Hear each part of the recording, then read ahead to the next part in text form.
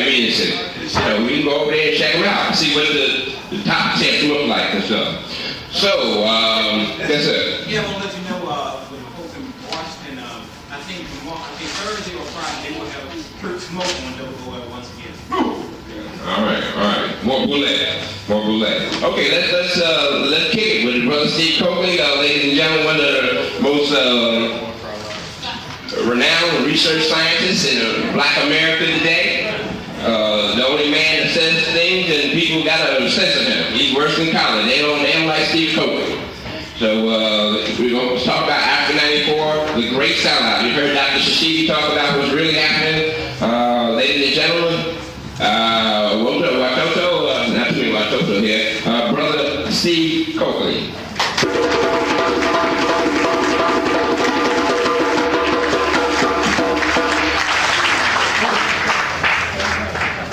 Bruce, you make me blush. But since I know you can't hear this, I'm going to talk real low. You can't hear me? Bruce, can you hear me? No, I can't hear myself, but I left my hearing aids in the house, man. You always know when they can hear when they don't talk to you finish. All right. There's some of Bruce's book up here. You got it all together in here. Got the Rothschilds and pictures and stuff. Said hopefully he refused to write the book. That's right. I appreciate those of you who took the time to come out this evening. I really appreciate the opportunity. See the gangbangers is here from Baltimore, my brothers. I love y'all. Now I tell y'all, you know what's so honorable is that there's a little squad in LA, man, just like y'all, man. If y'all look at the brothers, man, y'all say, damn, I can tell there's Jamal. I sister know the names, but there's Ostenu, right? Start calling his name Brother Marcus. You hear some of these names in those tapes from Los Angeles. The same type of brothers in Chicago, Brother Randy and Robert X. And we walk you through the cities. These are the vanguards. And what you all officially do on behalf of the race is you don't let no shit pass the airways. See, I used to be in the spot where I got banned, but the question is that somebody always has to be in position. And what happens is I hear y'all, and don't no bullshit go past, so y'all put some whack on it. And as long as wherever they go, someone is there to put the whack on them, then they have to get the impression that some of the things that they envision are not safe. And so, on behalf of the race, you assist in providing the perception that everyone knows. That's a very important perception, that everyone knows. And it's an outstanding tribute. Baltimore, like Washington, has one of the most extensive intelligence networks in this country. Washington is very intriguing. I'm very fascinated by Washington's inability to loom a dominant structure. What is a dominant structure? Something that is always on the point, regardless of the circumstance, on behalf of the people, and all the people recognize it as its servant. There is no dominant structure in Washington that represents the people and is consistent on the case. There's a one in Baltimore. There's a one in Philly. There's some scattered ones in New York, scattered in that everybody got their network. But around the country, the dominant forces haven't emerged. And it's very important when you're in a town that suffers as bad as this one, and there's no dominant force. It must be a dominant force. And if you all even remember when they squeezed me into that little program the other day at the Crampton, I made a point, even when you do sanctions against whites, there's a black who will step up and say, no, don't do that either. This is a strange town. It's a strange town. I've never seen the things I've seen like I've seen in this town. No, I mean, I'm telling you, it's a serious business, and I can't even shake Hebrew. That's how bad it is. It's still there. I had shook him 40 times. He's still there. I can't get rid of him, man. This is a town. This is really a weird town. But we're going to stay deep in his ass because we understand really why it is the way it is. And tactically, we guerrilla forces, so we don't sustain on the prestige and the prosperity and the imagery that others long and need so bad to serve their people. We spent 3 hours last night in the dormitory at Howard Till 1:30 this morning, 1 o'clock this morning. I think I made a grand total of $41, you know. And I'm probably gonna get $42 tonight. I'm gonna go another 3 hours, 2 hours, 90 minutes or so. And that's what Washington will do to you. It will hope that you get so tired of it, you just go away. In the schools, Brother Jerry, no, in the schools, the people that think like that are having troubles. They're having troubles. Howard University having troubles. The mayor having troubles. Shit, everybody around here having damn, there's even Brother Babe. He having troubles too. I didn't see Brother Pay slip in there behind the pole. I know he having troubles and shit. Woe is day troubles. They've been around here a long time, ain't got no store like they supposed to have, and that ain't right. It ain't right they ain't got the store they supposed to have. Something wrong with that now. I don't get it. And something about Washington. I'm trying to fuck your back now. I mean, bust your ass. Excuse my language, but that's what Baltimore, that's what Washington try to do. This is a hardcore hunky town. And the more I learn about it, the more I understand how far the people in Washington are away from the real hunkies. That greater Washington and all of these committees and shit running D.C., the mayor be fronting real heavy, acting like she running something. There's so many whites who got authority in this town. There's so many booties to kiss. It's no time for the people.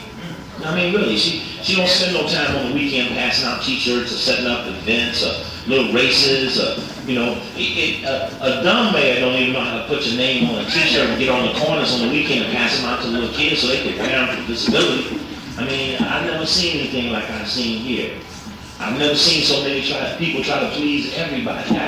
People here try to please everybody. You can't please everybody and be righteous. That's why I call this the great sellout, because won't nobody take the responsibility to be against somebody. Now that might sound something really stupid. Sister Nana was breaking some stuff down. That's the same thing that they're pulling over there. They pulled here first. It was the Negro experiment. This is the Negro experiment part 2. They work in the same shit. I tell you, I've been reading some shit made me tired today. Yesterday, day before that, reading stuff for this lecture. I got tired reading the stuff. I kept reading Murphy after Murphy after Murphy. Same thing on White Man's Word. I was reading a piece about how Cecil Rhodes used this guy Charles Rudd to trick this king and out of his land. He told him, said, look man, I tell you what, I won't bring no more than 10 white boys with me. In fact, all I want is the rights to all the gold, all the minerals, and I'll give you 100 rifles and 100 rounds of ammunition. And then the promises he made to the king, he didn't put in writing. So they took the piece of paper with the king's X and this little elephant stamp, took it over to the queen, and she sanctioned it, and the parliament sanctioned it. And they came back with these flood of hundreds of hunkies moving in on the brother's land. And he said, hey, what was up? What was up? We had a deal. The black man did not know anything about your word being in paper. A word is expressed before the spirit. So that is locked in by its mere being vocalized. But the white man said it was the written word moved. So they faked the king out of all this land. Oh man, they faked him out of the land because the king's values and the hunkies' values was different. And then a crunch, the hunkies' force made up for the spirit of our values, which weren't backed up by force. We have to back the values up by force.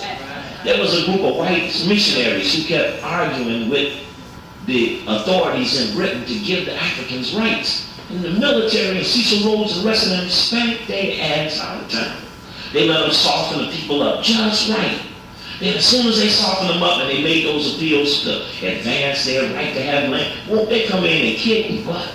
And send them out, send the missionaries, what they call the missionary lobby, send them away. Just send them right on out of town and left the land in the hands of the ruthless. And after years and years of reading the development of education, I've been, Sister Nana, doing this research on the history of the circumstances surrounding the development of the talented tenth of this privileged elite of blacks who were educated through a special backdoor process that entitled them to privileges in the future, while the masses were given dumb, docile education that would make them no fit to be engineers or initiators of their own destinies. The same foundations that set up the same bump over here, Phelps, Stokes, Fund. Went right over there to Africa and started in 1917 and 1914 and 1920 doing the same thing in African universities that they did right here with the Tuskegee Connection universities. In fact, they left here and said, we're going to do to Africa what we did with Tuskegee. I mean, straight down their whole pattern for this intervention. The question of that we would educate a few. We would train a few. We needed a few skilled people to work in supervising their own people, while the other blacks were servants of the rest of the whites. And this strategy was so well worked here. The conflict of whether it was Booker T and Du Bois was a false analysis because neither of them were on the point. There was a little bit here and a little bit there. So the false dilemma was fostered all over the rest of the planet. And they pulled the same things over here. You know, you mentioned earlier something I just couldn't pass up, that one of Mandela's mansions is a replica of the jailhouse that he stayed in. And he said that the reason he did this was so that at nighttime in the dark he knew where the washroom was. That was his statement. This is just in the paper 2 days ago. That he built his mansion on the scheme of the warden's house at the prison where he stayed, so that he was familiar with where the bathroom was. That's it. And he has fond memories, and he's expressing them even more. If you listen to him carefully, he's leaking out some stuff that he never told about when he thought about deals he was going to make. And times he cut different deals long before the set developed publicly. And there was the old Carnegie Woodson thing about the house and the back door and the front door and all of the other things really are being reduplicated all over again. And the same people that for whites, W.B. Du Bois, who fostered the talented 10th, 30, 40, 50 years later saying, I messed up, that was a bad deal. But they still perpetrated the program because it was really good for whites. It was a white deal. And I'm really in awe how things have developed the way they have. This is an article. I was in Detroit back in the second weekend of March. And this is a front page story. Downtown braces for G7 and more. This was a G7 meeting was in Detroit recently, and back in March. Sister and I paid our way into Detroit so that we could be there around that time, so we could at least do what we could do to assist the people if they had a desire to deal with the G7. From diplomats to dogs, expect a busy Sunday. Talking about how they were all coming into Detroit. And I thought about when you look at the flyer and see what the suggestion is that is made in the flyer itself, it brings up institutions on the flyer. And the suggestion is that the institutions that are adversely affecting Africa are not well known to the public and not well known to the Africans who have vowed to be the Africans here in America. And this is a great sellout, really isn't about Africa. Great sellout is about D.C. It's about New York. It's about Chicago. I mean, I suffered through a Free South Africa movement in Chicago where the head of the Free South African movement was trained in a leadership development program by the MacArthur Foundation with Mary Clark Rockefeller right there on the board. Finish with? Okay. And I didn't understand it. How that could be, how one would accept such a position. I have not understood how the Ford Foundation and the Rockefeller Foundation and the Carnegie Foundation, after all these years, actually I'm just fumbling with it, Bruce, I ain't trying to get it right. After all these years, how they had such easy thoroughfare into assisting in the molding and building of the moderates in South Africa as the rest of Africa. In other words, the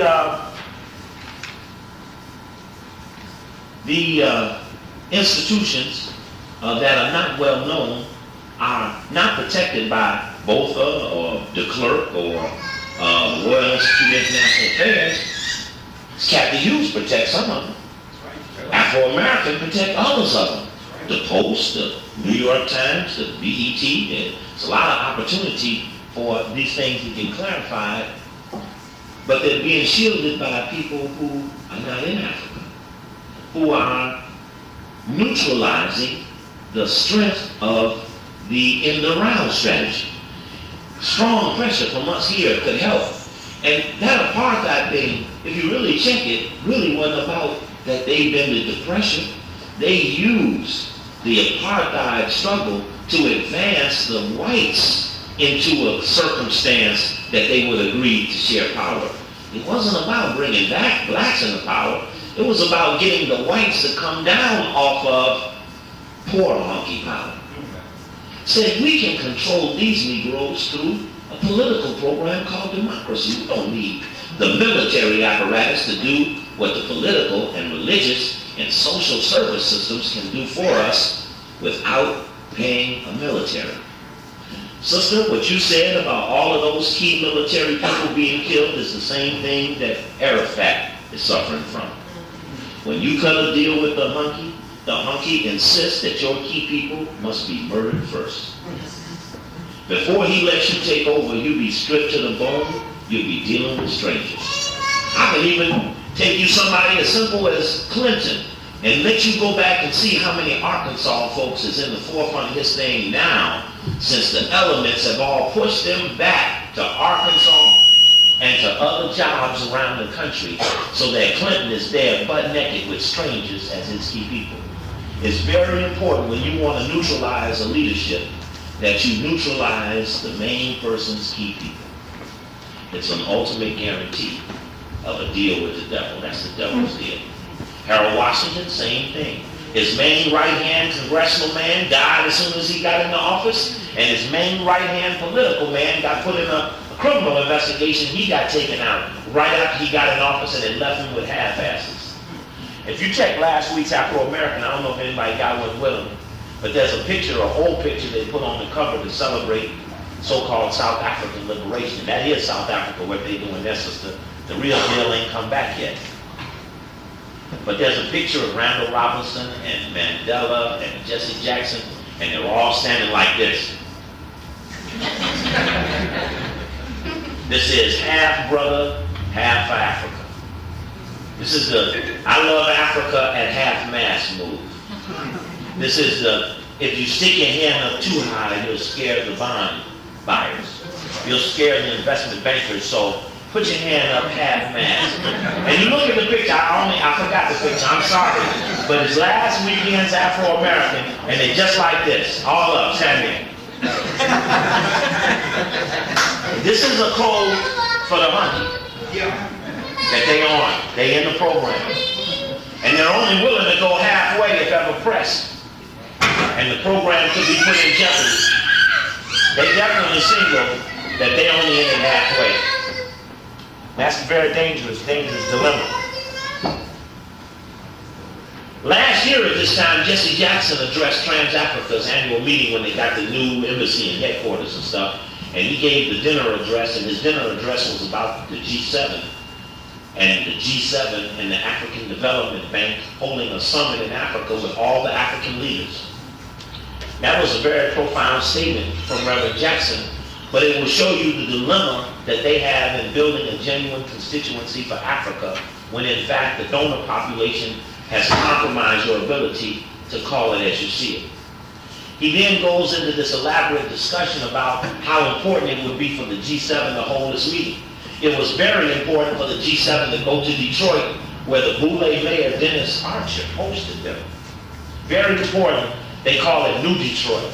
The whole thing about Detroit moving into a new day now that they got rid of Coleman Young, who was Owane Cuss, who was one of the few non-Boule member mayors, like Harold Washington. Though about the only two, Marion Barry, Harold Washington, and Coleman Young, are the only three mayors of major cities in the history of America who were not Boule members. One was murdered, one was neutralized criminally, and the other was neutralized criminally. They caught Coleman Young with all these Krugerrands and all this other stuff, and they just set him down slowly.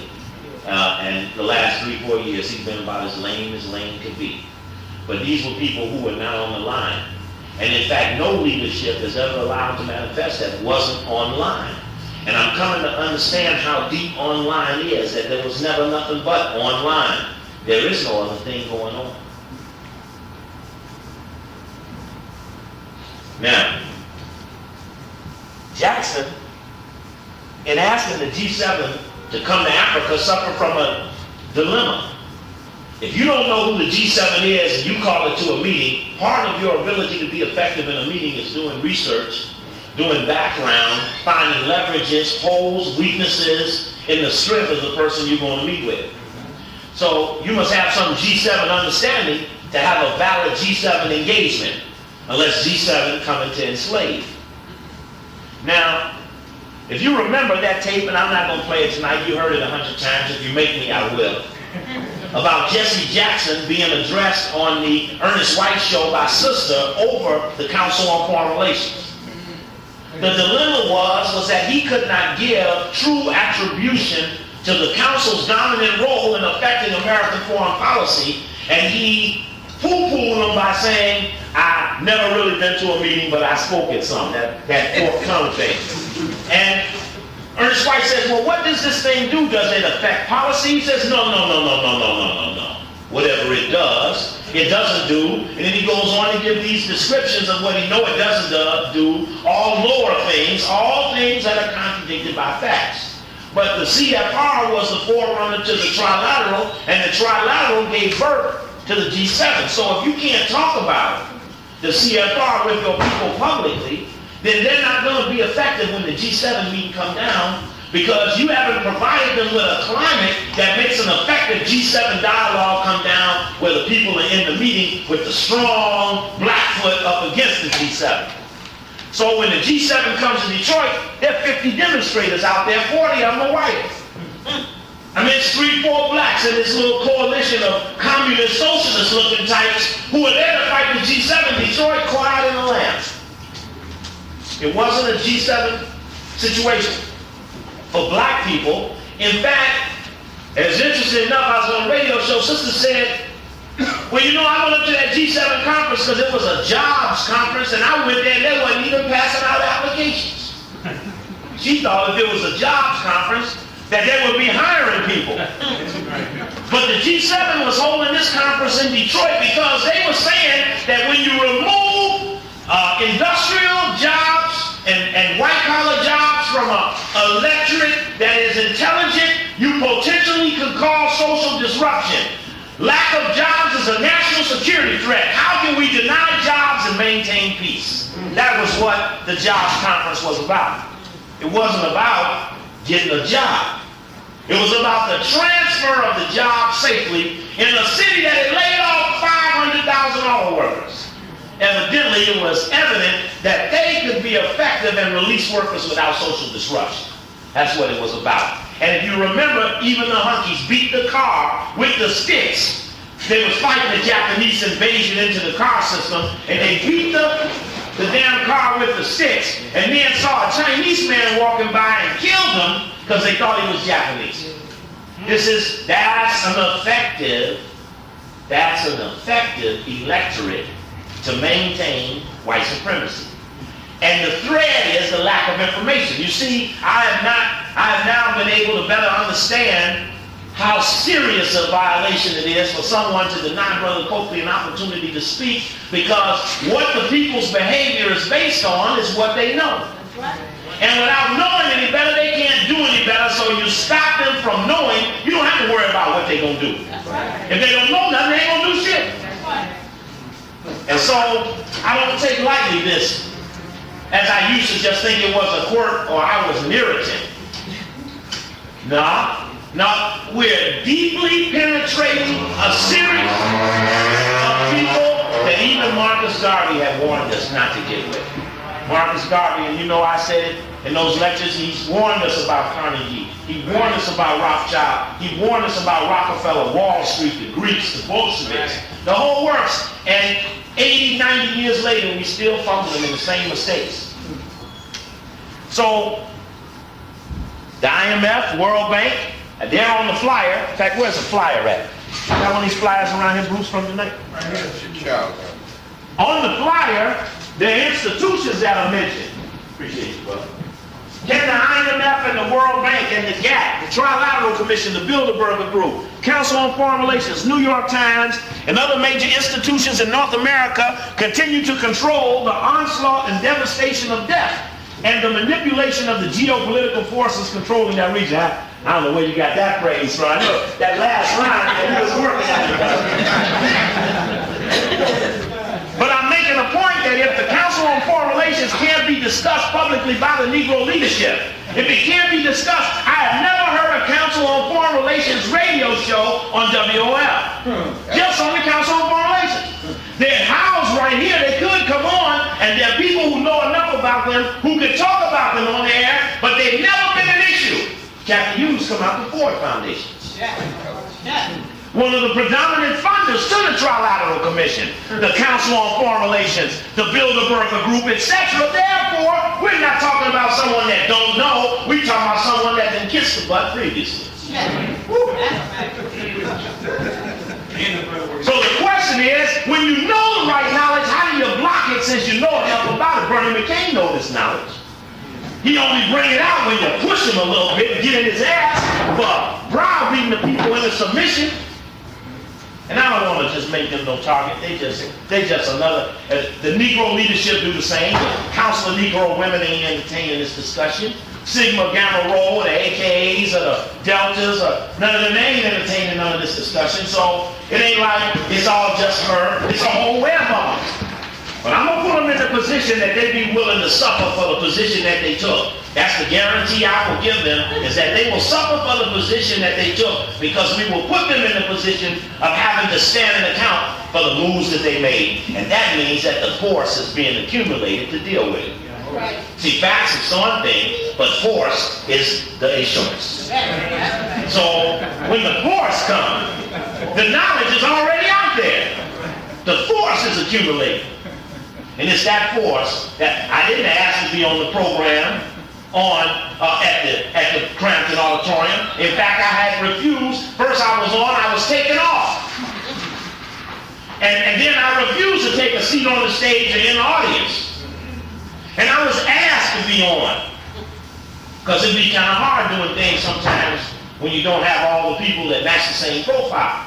If you're going to have the brothers who didn't have to fight the Yehudas over the enemy, over us, then you got to drop all of the ones in the line who all been well documented as being anti-them. But force put Brother Coakley back in the lineup. Force put Brother Coakley back in the lineup. And that gave Brother Coakley an opportunity to bring up some names. Do you remember the name of one white who I brought up? I know some of y'all weren't there, but y'all saw it on C-SPAN. What's the white man's name who runs the African desk at the National Security Council? Thank you. Now see that shit? See that shit? See that? See, that's what they don't want. That took 15 minutes. That man's name ain't never been mentioned in the history of the African community in America. And in 50, everybody, Steinberg. Everybody remember Herb Cohen? Names we brought up. And I tell you, that make them hunkies go away and defend shit. They don't know if you're really coming or not, but they look around the corners at their house when they walk out and say, we need to know where Woosley lived. We need to know where Warren Christopher Lee lived. We need to know where Winston Lord and Peter Thompson. Half 90% of the people in the audience don't even know who these people are. They don't even have to. As long as the hunky know they've been called. And that's a prelude to the forces coming. Now what you saw in Alzania was the neutralizing of the force. See, just the way someone get Mandela out of jail, America gonna have to get them some leaders out of isolation too. In other words, it may be that America starts entertaining dialogue from people who in the past they wouldn't associate with, because another force is coming that mean the hunky serious business. And I'm saying clearly, the Nation of Islam may end up proving to be, for the whites, an alternative for other forces yet to come. I'm going to say, you understand? But it may be that the brothers be in such a position that it's all the same force and can't nobody break the line, is the way I see it. I hope it's that way. But whites, are shifting their strategy based upon the heat up in the hood, the leaders in the hood. See, they holding the line back, but they ain't stopping the word. And that shit just keep twirling and keep twirling, keep pressing. This brother now on the airplane together. We all excited. We get on in D.C., we talking, there's a plane that's full of hunkies. We talking about hunkies like it's all loud and shit.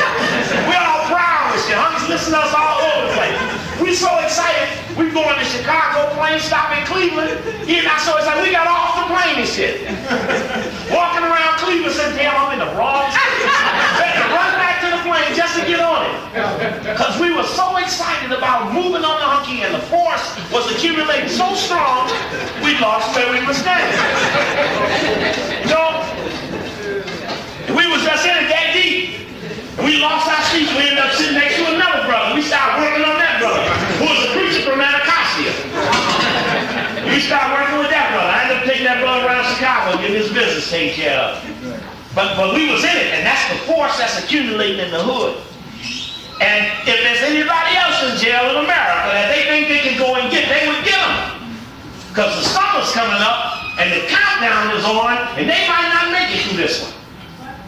They build up a whole lot of Negro leaders right before the summer. In April and May, they build their leaders up so that in June, July, and August, they can say, please, no riots. How you gonna have a fast if the hunkies don't tell the other hunkies you fasting? I resented Sister Nana, and me and you looked right at each other's face. You too, Brother Jerry, right during the program at Crampton, when they said, let's give a hand to Randall Robinson for having a fast on Haiti, and we both looked at each other going, what's up? I don't get it. If the hunky wasn't in on the fast, how would you know he fasted? That's just one hungry nigga. They have a piece on the news today. Boy, Clinton is really worried about the pressure Randall Robinson's putting on him with a fast. Ain't no hunky afraid of no nigga not eating. Man, I'm tired of niggas being mad at white people and coming up with these mill-placed strategies to respond to it. You ain't scared of no hunky not eating no filet in your own house. Yeah? I mean, what was you eating anyway? And you weren't eating no black restaurants, so we ain't losing no money. I ain't never seen it now. I eat that. I ain't never seen it. So what's up? Who's playing into this thing? Oh, to get a white man who already lied to change his mind again. No, let me see if I can figure this out. I'm going to help you, Haitians, if you elect me. Now that you elect me, Haitians, get your ass back over there. Oh, Randall's over there starving. Well, tell him I'll give consideration to changing the word that I've changed already twice. I mean, I don't understand what we're talking about. A proven liar is being asked to lie again. Now, see, if we don't have no clock or no measurement on these efforts, we're going to keep repeating the same thing. And I'm not going to die for a nigga to do some dumb shit. Again, with the same dumb people. Therefore, if Randall Robinson come through college on Ford and Rockefeller Foundation, if Ford Foundation at one point put up 2/3 of Trans-Africa's budget, that's the fact. Ford Foundation bragging about it, Trans-Africa too. Brother Coakley got the annual reports. Then how the fuck you gonna free Africa if you bringing the same baggage with you that jammed Africa from the jump? Right. That's the problem. The enemy keeps being brought in the rescue squad. Right. And I don't get it. I'm baffled by this shit. I understand the leadership. I just don't understand the masses. I don't understand us. It's sellout on their side. They're doing it for a reason. Money, prosperity, opportunity, advancement of their careers. They're doing it for a reason. We're letting them do it for no reason at all. We don't have a reason for not doing it. And you know what, brother? Probably the best fighters will be the broke fighters. I got that impression that the best fighters will be the broke. I'm broke. I got no. When they pass it, half of Brother Coakley tonight, and I know y'all pay $7 to get in here. Don't let Brother Coakley leave here tonight with $41 more. No, I mean, I'm serious. I mean, I'm just going to say that. I mean, I'm not saying, I'm not putting pressure on you, Bruce. This is my appeal to the people. I want the people to help me. But I'm just saying it because this is what, You know, I bet you some of the people in here tonight, just to make sure they can tell us, man, I seen 15, 20 empty chairs, and that night the program's working effectively. If they don't see the people in the street, they'll get no flyer times the radio. See, in the radio, you can't have under 1,000 people. If I'm on the radio for a half an hour, I guarantee you 1,000 people show up.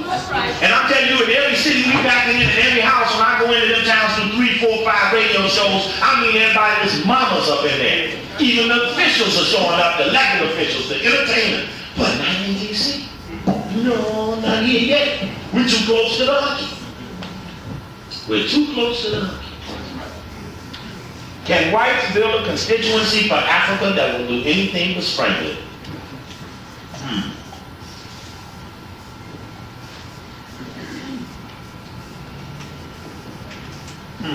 Let me turn this away, I can do it. There are 4 things I wanted to share with you systematically about what's happening in Africa. I'm not going to, Brother Bruce, tell them every detail about anything that's going on. You hear the things from the people. Brother Greg in the back. Brother Greg, stand up a second. This is one of the outstanding, unrecognized researchers in this town. Tell me what you told me about Rwanda. In 1991, the Department of Homeland it stated that Rwanda had one of the highest fertility rates in sub-Saharan Africa. Let me repeat that again. He said that in the almanac in 1991, it said that Rwanda has the highest fertility rate of any country in Africa. Until 2, 3, 4 weeks ago, when they started. See, how come there was war? See, if you're having war, it's not in the interest to kill women and children. You see, when you're killing populations, you kill women and children. But a war don't kill women and children. They have never in the history of war, even Hunky's wars, at certain points, saved the women and the children to reproduce population. But this was a population move precipitated by an airplane crash between 2 guys who had worked it out, like the Bloods and the Crips or something. They remind me a lot of the Bloods and the Crip thing. Now, Hunkies, how they react when black people break the West. Yes. And all of a sudden, they ain't got no problem no more. They done worked it out. Now, all of a sudden, all kind of catastrophes start to happen. Michelle, he had one of them airplane crashes like that in Mozambique. Right. Same with Mickey Leland. Didn't they say that the airplane was shot down, struck by fire? Yeah. Struck by gunfire? Now, America got satellites. There's no speculation about how the plane went down. The satellite photographs Africa every second. There's aerial surveillance on Africa run right through the naval reconnaissance and the headquarters right on the edge of Anacostia over there in D.C. Doing it right out of the black community.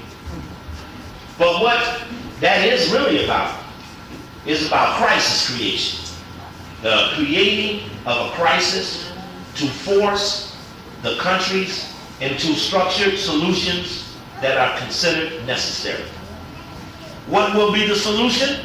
The America to the rescue movement. The bringing of the military to stabilize the brothers and the sisters. Now, if you had a map, they spent Persian Gulf time over here. Right. They come in again over here. Now they're coming in up in here while they're basing up down here. Right. And sister, you're right. Mandela's dead in the doorknob now. You can kiss Mandela's ass goodbye. 2, 3 months into this thing, his shit's gonna have that heart attack. Right. I saw some strange shit last night. I told my man, Brother Charles, did it look like love on that stage last night? With Coretta Scott King and Nelson Mandela? Wouldn't that be a couple? Wouldn't fate bring destiny together if them two start sleeping together? Wouldn't that be something? You seen Nelson on the stage last night and Coretta was going there.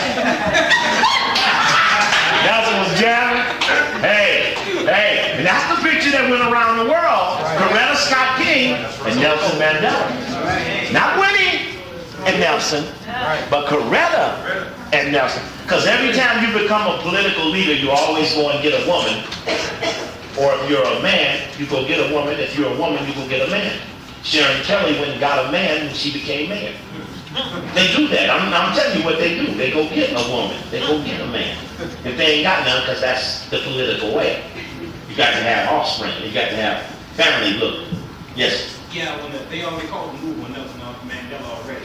If you listen to the media, they say Nelson has a cold. He has a cold, but it indicates that he has a sickness already, so he's on his way out. Who's the vice president?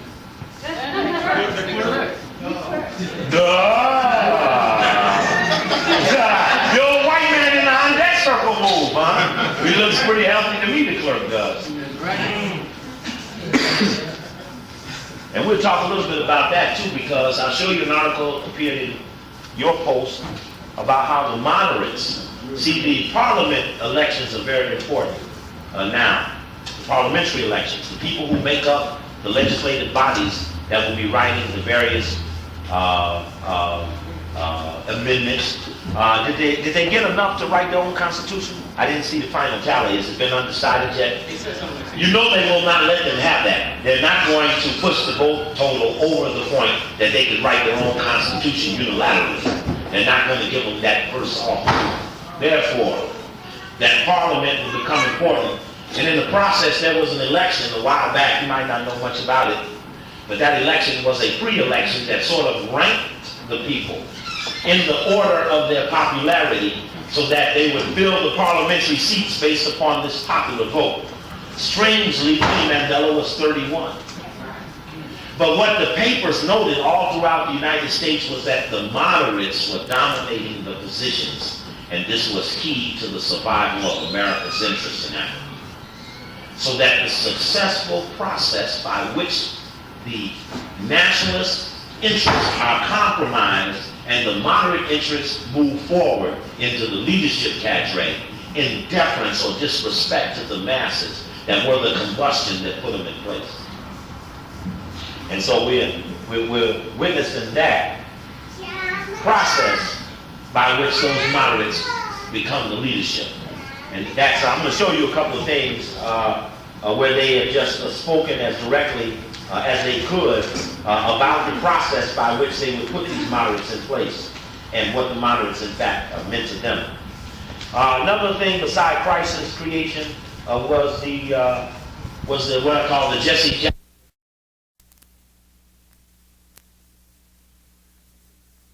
type of move, and that's the enemy, of course. But the perpetrators control the response mechanism. That's dangerous circumstance. The controllers, the perpetrators control the response mechanism. Every time the dilemma arises, the perpetrators of the dilemma arrive as the rescuers. It's very confusing to a victim to have to accept bread from a person they hate, to eat the right, to get a date, to like them, and to not like them tomorrow.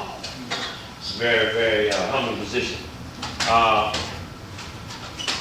Again, lack of knowledge on the roles of certain institutions and individuals. That lack of knowledge includes the foreign affairs apparatus, the think tanks, the foundations, the industry, the media, the education, the secret societies, the role of the Rockefeller, the Rothschild, the Oppenheimer in controlling the various regions that prepare and allow for the essence of this this dilemma. I really have a problem with Afrocentric groups. I'm not impressed with Afrocentrism in America. I'm quite disappointed, to be honest with you. My disappointment is that the values have not matched the behavior. And so we got this gap here. And we could confuse some people in the observation of our Afrocentric developments, that our Afrocentric movement was not about control as much as it was about a cultural articulation of culture without power. Culture without power is slavery. I don't want to confuse the dilemma of being into the black thing but not in control of the black thing. And so we have perpetrated to our own disadvantage that we're on the black thing when in fact we really aren't. And the whites know that. And they know that they're not being pressured for perpetrating against the black thing.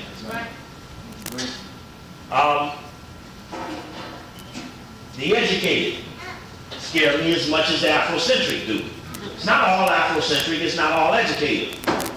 But every time I go to those places where they certified those children, certified them, and that they, after 4 or 5 years, can be counted on knowing little or nothing. Certified in the fact that they will take the perception of what they think they know into the community and perpetrate bad vibrations amongst the people, not knowing anything about what they're talking about. And that could hurt us very badly when we over-creditize the certifiers. The certifiers. Well, you know he went to Harvard. It was Hakeem Abuchi said that once he was in L.A. I have 3 people working in my store that went to Harvard.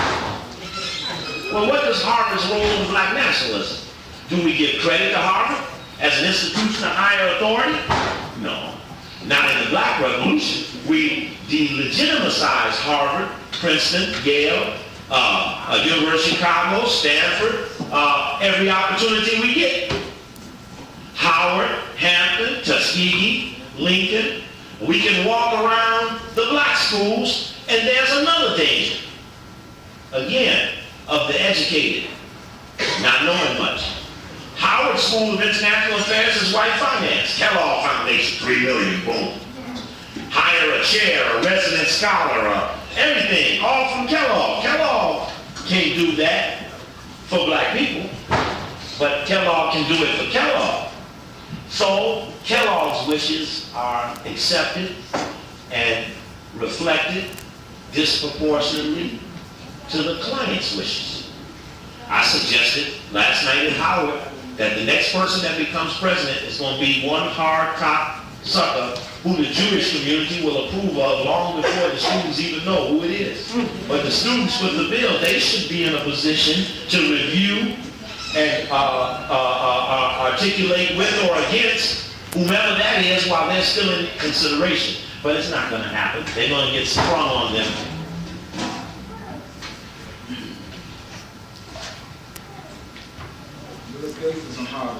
Yeah, all the rest of that.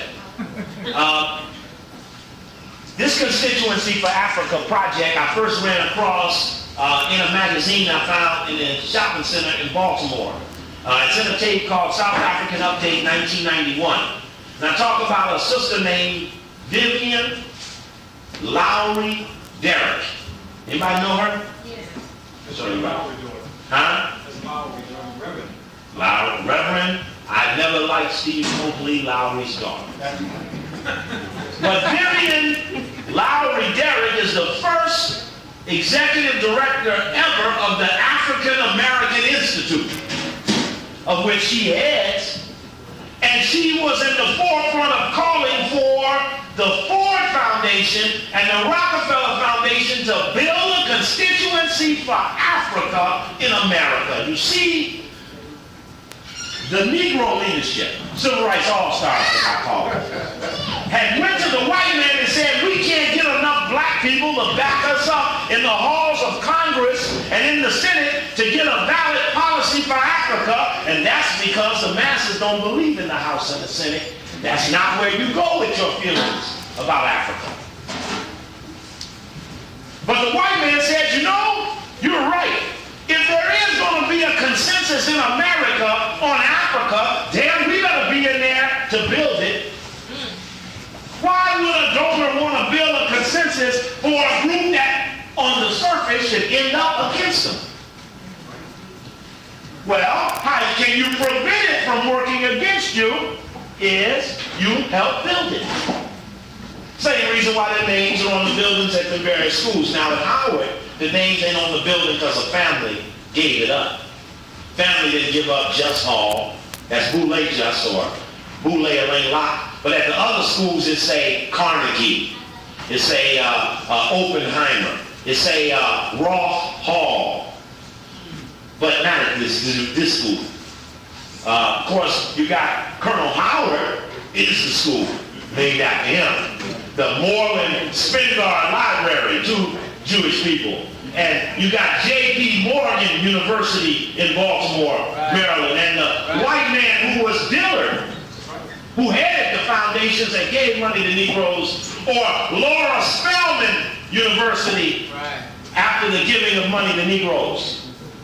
So the walls of those Negroes institutions reflect the whites' donors' relationships, which means that to go get them, to build a constituency for Africa is a big sellout.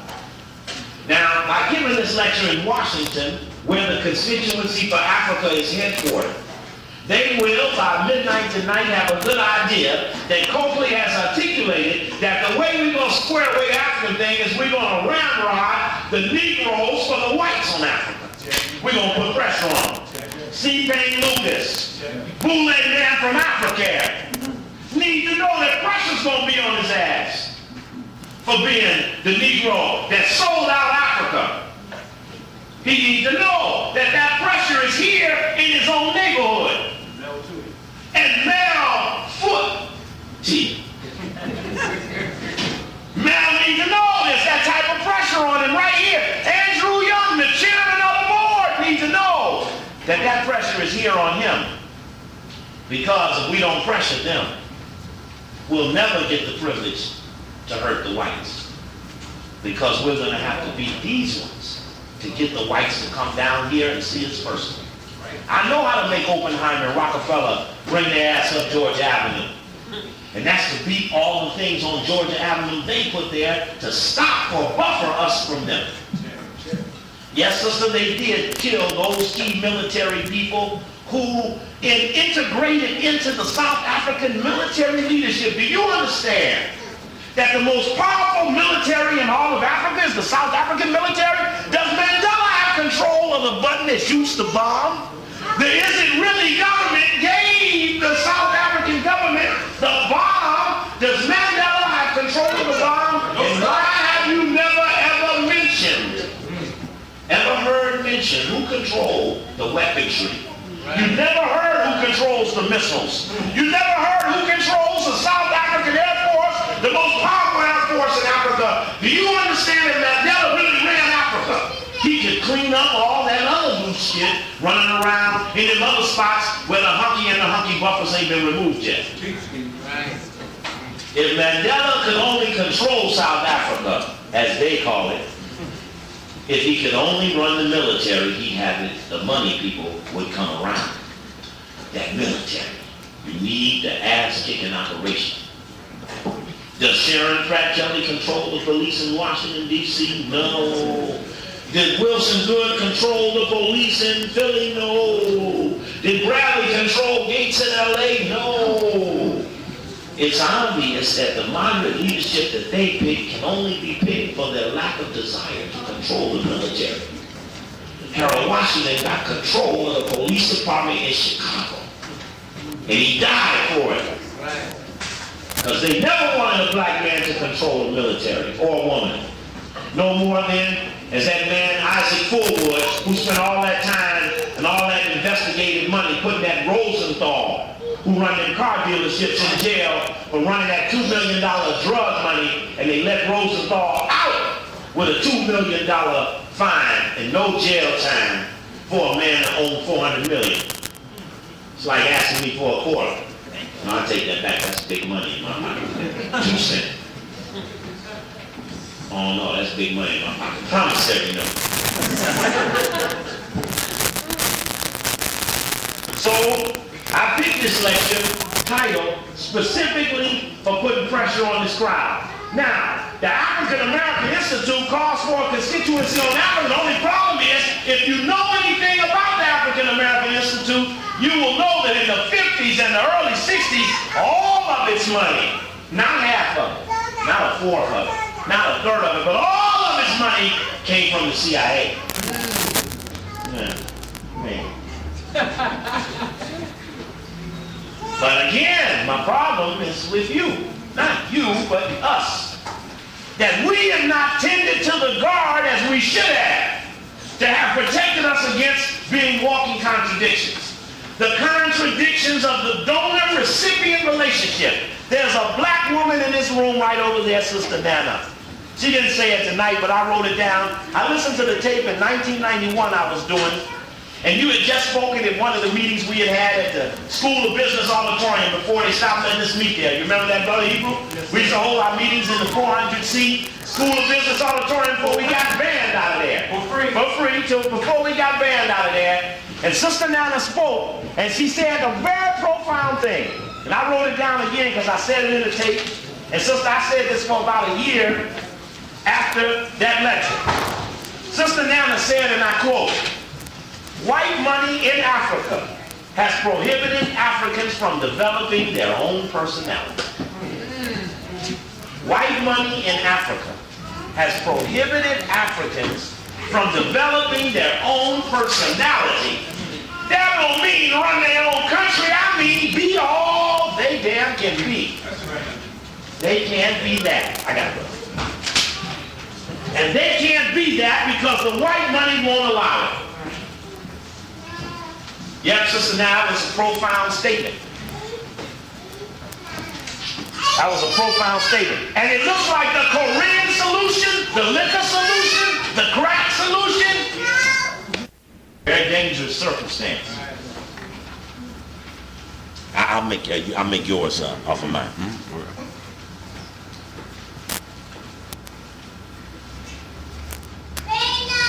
When the American foundations, Carnegie, Ford, Rockefeller, and Phelps Stokes in the early 1900s decided that they could go to Africa and spread education, it was based upon the fact that the colonial powers, Belgium, France, British, did not want to educate the Africans. They only wanted to exploit them, so they never felt that these heathens, as they call them, these uncivilized, were worth being educated. But the American Foundation said, educate a few of them, a select few of them, and give them a privileges that you deny to the masses.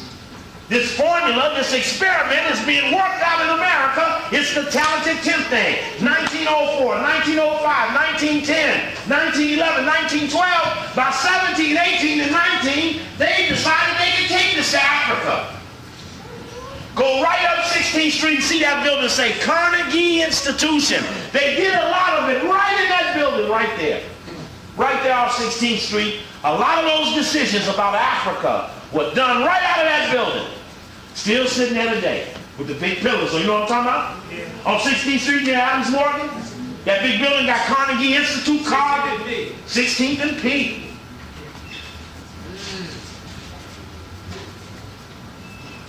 So the colonialists didn't want to educate the Africans, but the Phelps Stokes Fund felt that the American Negro model could be utilized without colonial disruption. They call it the Tuskegee formula.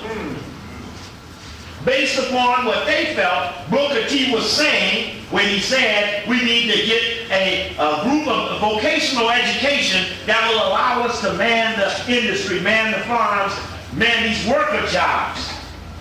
And the assumption was by whites of what Booker T meant, because if you look carefully, he was a little bit more progressive than that. A little bit more.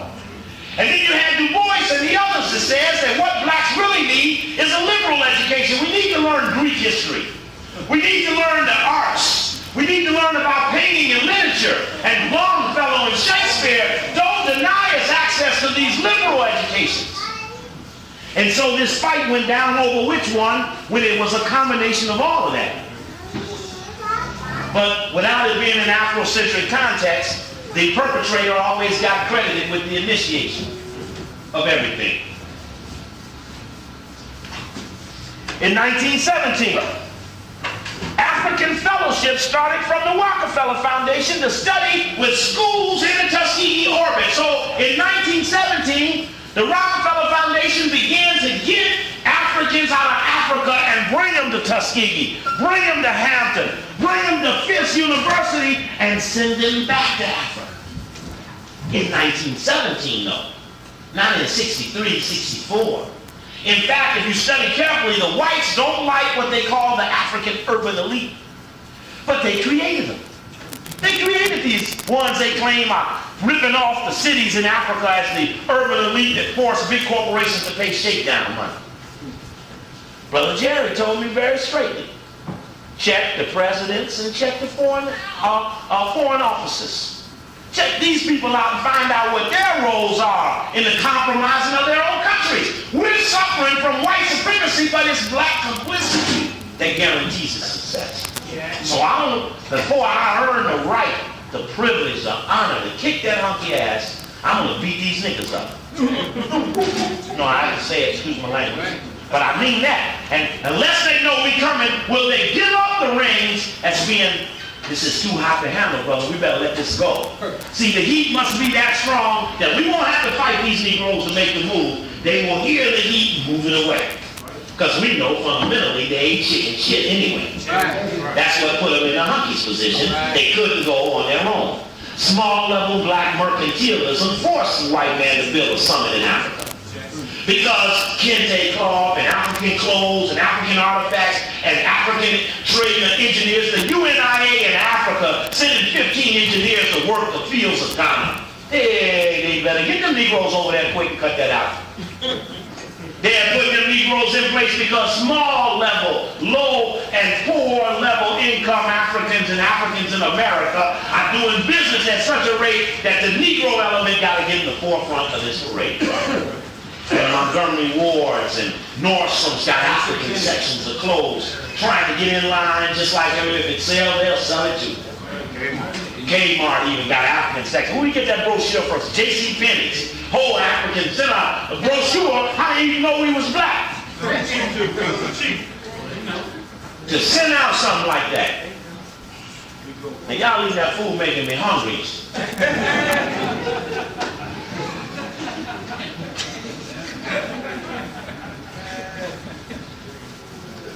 The African American Institute didn't get its first head until 1990. Vivian Lowry Derrick, who says we need to build a constituency for Africa. And the Ford Foundation, which started off in 6 cities. After the Rockefeller Foundation financed the survey, the first night I came here and spoke at Baba Zulu's school was the night I talked about that Trans-Africa role in doing the survey for the Rockefeller Foundation before the Ford Foundation came in and started putting it into various cities. Africare became the host organization for the constituency for Africa, and now it is off in and on its own. And we're going to talk a little bit about that. Who's the head of the Ford Foundation right now? Who's the head of the Rockefeller Foundation right now? And a man, that's President Peter Colmar. Who's the head of the Carnegie Foundation right now? Let the record reflect that the hunkies have found another Afrocentric crowd that doesn't know the key hunkies who are in control. This is not I don't know who the head of the Ford Foundation is right now myself. So I stand with you in being negligent and having done what I should have done to defend the Africa I say I love. And the reason I say that as we go each and every organization and institution is to compel somebody to be angry and to go find out the facts. You know, if you look to the history of the directors of the Ford Foundation, you come up with some weird conclusions. Why would George Grundy, you ever heard of him? Yeah. Lead National Security Advisor and become head of the Ford Foundation? Now, what's the connection between National Security Advisor and Ford Foundation? Why would Robert McNamara leave Secretary of Defense and be head of the Ford Foundation? What is the defense industry's interconnection with the foundation connection? Why do these positions seem interchangeable? All intelligence related. Well, in the COINTELPRO or Senate intelligence hearings of 75, the big foundations called the Big Three out of Ford, Rockefeller, and Carnegie foundations, 2/3 of all grants made by those 3 foundations were CIA related in the 60s and 70s. So, that means that they were the CIA. What are they now? So who is C. Payne Lewis? Who is Donald McKinley? Who is Randall Robinson? Who is Jesse Jackson? Who is Andrew Young? Who is Leon Sullivan? You see, you can't be standing around these historically CIA people and not even be CIA aware. You ain't never come to us about being in a meeting where you were afraid for your life. You ain't never come to us and said, you know, man, black people, y'all need to show up somewhere downtown to meet because all these ex-CIA people in here, I'm trying to fight for black people. You ain't never heard none of these Negro leaders ever come to you ever with a dilemma about a bad meeting with their monkeys. Because they're too embarrassed to tell you how bad the monkeys talk to them in those same meetings. No, I'm telling you something now because I've been up there. I've been around the meetings. I've been with the mayor going into them spots. I've been up in them spots following behind people who was busting up them type of meetings. I know how bad they talk down to those Negroes because the Negroes got no base to appeal to put some fight when they don't agree with the hunky. You see, you can't negotiate when you ain't got no power. You end up conciliating. You seek peace when you ain't got no power. So that's why everybody around here seeking peace under white domination. How can you have such a thing? Elder Yehuda, how can there be peace under white domination? Impossible, brother. Unless slavery is the next stage for black upliftment. Who's that making all the noise? Wait for my grub. Peacefully, brother.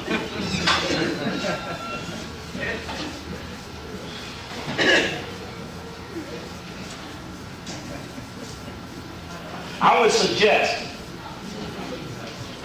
it says in this, I was reading this book, and I'm going to share with you called The Interest of Philanthropy, an analysis of the Ford, Rockefeller, and Carnegie's involvement in third world countries. Very fascinating profile. It's got a socialist perspective to it, uses the word capitalism and this and that in it, but the factual portions are pretty solid.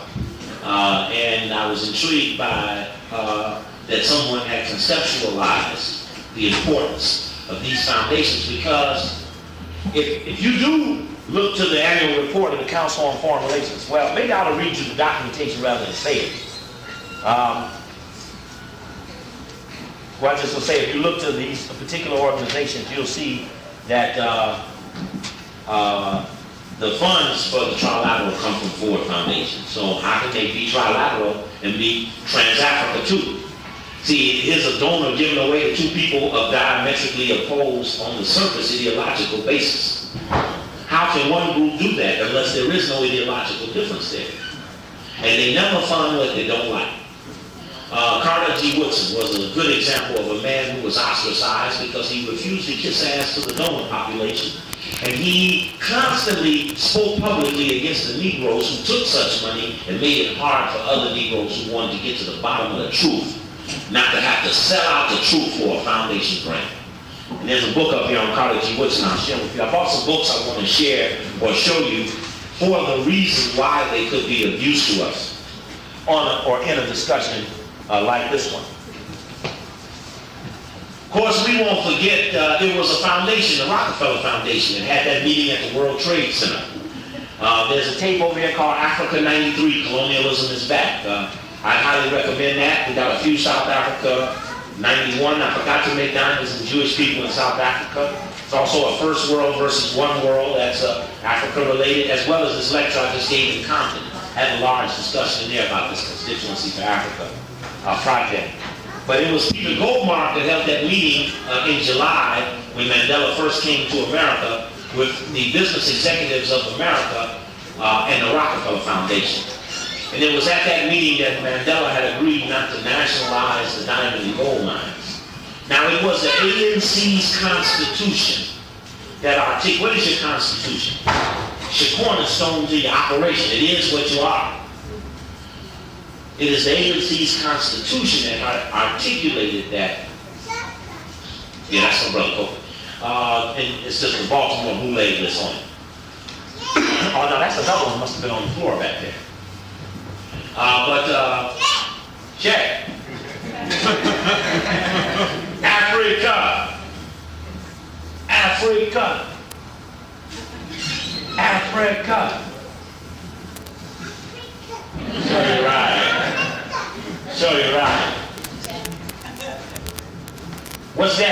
What's daddy style? What's daddy style? What's daddy style? What's daddy style? So you're right. That's right. And if at 20 months they can call for Africa, they can do it at 20 years old. His Howard students won't stand up and say, I mean, I'm scared of that. I'm really scared of that. Really scared. And then they want to make them all look like they're anti-Semitic. Make Unity Nation look like they had thousands of members. The big build-up.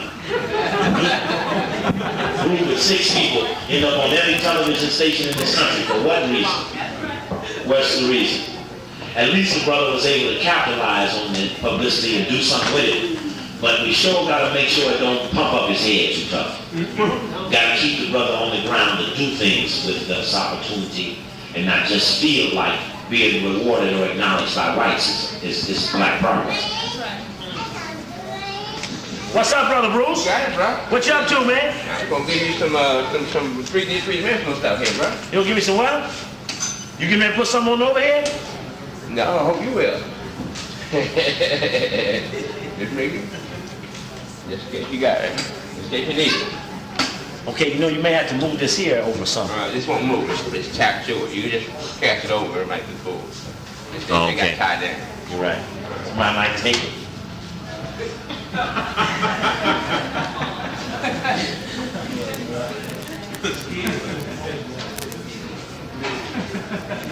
Y'all want an intermission for a few minutes? Well, you gonna go? Yes, go ahead. Just to mention that Marion Barry is a Mason. He is? That's what I about that. Is that true? Brother Beck, is Mary Berry a Mason? I can answer that. Might be. And I know in one book it's printed. I think it's called. Brother Bear a Mason? Yes, sir. That's sure you're right. Go ahead. I thought we all were. My son? Now we didn't all ride the coat. Well, George Washington stole it from First Mason. Sure you're right. You know, came out of Africa. Kemet, sure you're right. Just what they stand for now. Well, I'm not even saying that's detrimental to this, per se.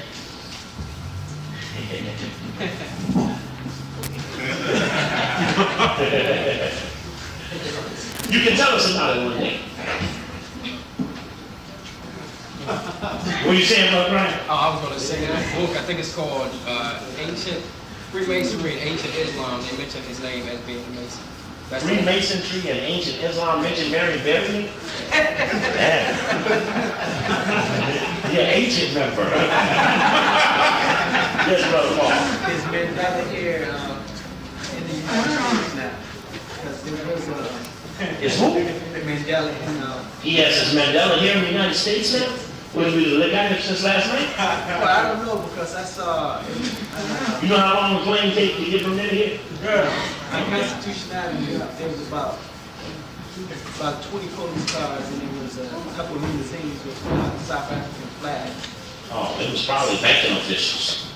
Come over here to get that money Clinton promised them for the sellout. He promised them, well, how much, 400 million? How much he promised them? 850. To go along peacefully.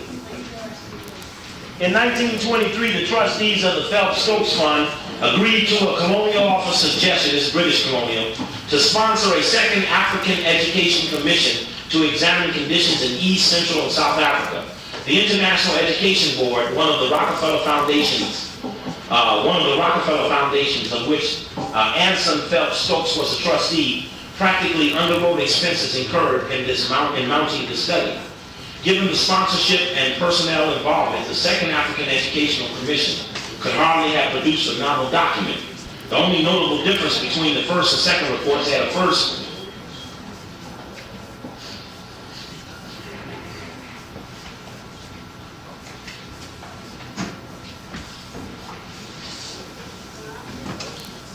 there was a guy named Tommy Lee Jones. Tommy Jones.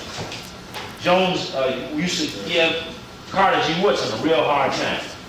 And there are many people who harassed the scholars in America who then got the right to head commissions into Africa, and they tried to do the same level of harassment and disrespect. Let me read you a name you may or may not be familiar with. In fact, let me go back and just enter this into your record. In 1919, the trustees of the Phelps-Stokes Fund agreed to support the investigation of educational conditions in several African territories. Tommy Jesse Jones, remember that name, Tommy Jesse Jones. He was a thorn in the side to Du Bois, to Carter G. Woodson, to Marcus Garvey, everybody. He was an enemy of black people. Was selected chairman of the African Education Commission. Working closely with the British colonial and missionary officials, Jones and his party toured 8 countries in West and Southern Africa during 1920 and 21. The commission report reads remarkably like Jones' early survey of Negro education. He did a report on Negro education in America, telling the Americans how they should educate their Negroes in a way that would not cause disruption or not cause Negroes to incur any power or authority. It represented, in short, the Africanization of the Tuskegee philosophy of education, and as such won the enthusiastic endorsement of the British Colonial Office. Of course, the British Colonial Office was directly in control by the secret society that had been put in place by Cecil Rhodes. So we're talking about the American foundations working closely with the Cecil Rhodes connection in the starting of the educational process of Africa.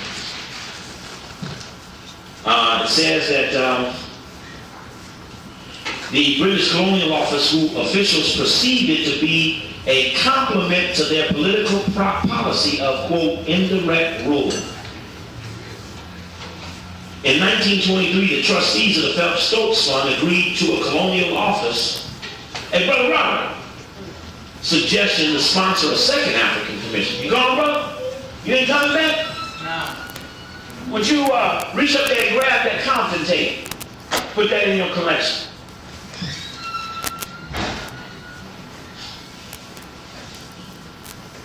In 1923, the trustees of the Phelps-Stokes Fund agreed to a colonial office suggestion to sponsor a second African Education Commission to examine conditions in East, Central, and South Africa. The International Education Board, one of the Rockefeller foundations of which Stokes was a trustee, partially underwrote the expenses in this study.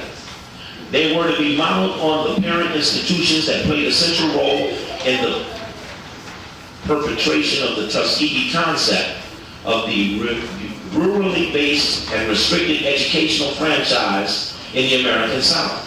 The Jean School concept in the United States dated from 1907, when after consultation with the principals of Hampton and Tuskegee, Anna T. Jeans of Philadelphia established a foundation supporting the broad outlines of the Tuskegee philosophy. Additional financial support came from the Jean School in the United States and the General Education Board and the Rosenwald Fund and the Phelps-Stokes Fund. Damn, I'm messing myself up. I'm going to cause myself a problem.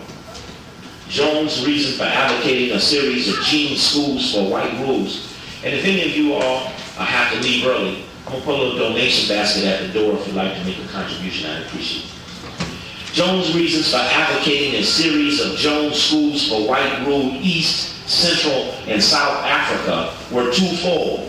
First, he believed that non-European peoples in these areas were unsuited for a literary education, and consequently, that a reasonable alternative must be sought for them. An alternative beneficial, y'all got to hold the noise down. Y'all really bugging me now. I ain't doing this. I ain't getting enough out of this to talk over you. The Jones reasons for advocating a series of Jean schools for white rule East, Central, and South Africa were twofold. First, he believed that non-European peoples in these areas were unsuited for a literary education, and consequently that a reasonable alternative must be sought for them. An alternative beneficial to both the dependent peoples and to their European benefactors. This belief grew out of Jones's Southern American experience and was related to the perceived civilizing efforts.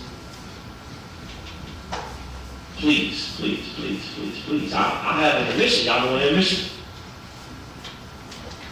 the perceived civilizing effects of the superior European culture on the more primitive African culture, whether in America or Africa. So the same guy that set up the plan to come up with a okey-doke Southern education based on his feelings about black people were unfit for literary knowledge and should not be civilized, felt that this was the same model that was good for Africa. And was in the position based upon his American success to be then sent to Africa to perform the same function. The only reason I bring this up is that I want the record to reflect that there's no reason for the constituency for Africa to have these people as their assistants, in that any examination of their history over any period of time since their existence leads you into the same situation that they've been fucking black people from the beginning. So why have they been brought along for the trip? There's no point in their history that C. Payne Lucas could verify these people or legitimize them to us. And that's my point to them. And that's what I'm trying to affirm in the record.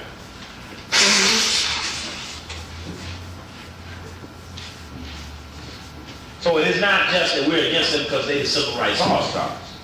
It's just as civil rights all-stars, they've negated their ability to fight against their dominant interests. And I'll do that in just a second, sister. I appreciate you. Thank you, Brother Bruce. Jones began discussions and correspondence with officers of the Carnegie Corporation considering possible support for a series of gene schools in Africa.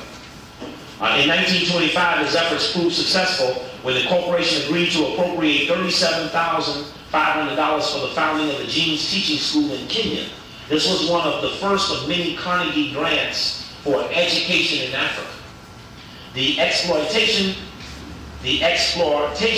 to Africa of this institutional form, which played a role in extending the hegemony of American industrial philanthropists over a subject black population in the southern United States, established a pattern to be followed by the great foundations in the post-World War II period. After 1945, the ideology of the American corporate state would be carried abroad through a series of national and multinational aid agencies. You see, after World War II, the foundations who carried the bulk of the load of funding and setting up that compromised African education, then in 45, with the Council on Foreign Relations resolution that created a United Nations, and as such then created an International Monetary Fund and a World Bank, the foundation set up these institutions to take over from the foundation the role of funding these compromising escapades. So whereas the dominant lenders into Africa are IMF and World Bank, it's because they told all the others to back up. We will be the coordinator of this African connection. Therefore, all of the African aid is only qualified if an IMF or World Bank agrees that you're on board, and you're on board if you're willing to impose structural solutions on your population that have you raise prices and lower wages. If you will do that, you can run a country. You be willing to run a country? No, sir, not in that condition. What do we want? Total nationalization. I mean, what do you want now? What do you read here? Oh. Total nationalization of what? All the resources and the facilities within a particular country. Take, for instance, Nigeria. Why is it being destabilized now? Because IBM been messing it up. Now, did you ever work for IBM? Yep. Now the question becomes, how do we do the things we say we're going to do when we don't have ourselves in the position to do that? That's what's scary. One of the big supporters of the Africare is IBM. And of course, a guy just died recently. What was his name? A preacher who was on IBM. Cushenberry, big bootleg in town.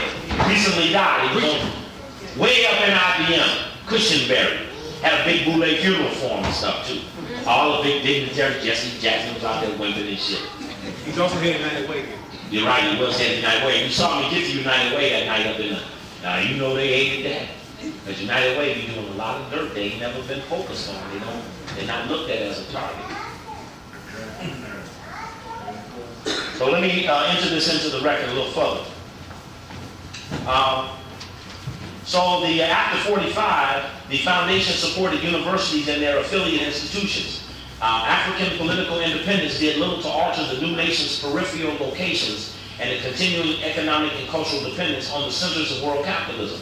Indeed, just as the foundation's post-Reconstruction efforts in the American South were designed to attract that region's economy and institutions more securely to the northern-based capitalist center, so have the latter-day foundation's cultural efforts in Africa, Asia, and Latin America been designed to ensure the continued linkages of selected nations to the United States-based center of the money world.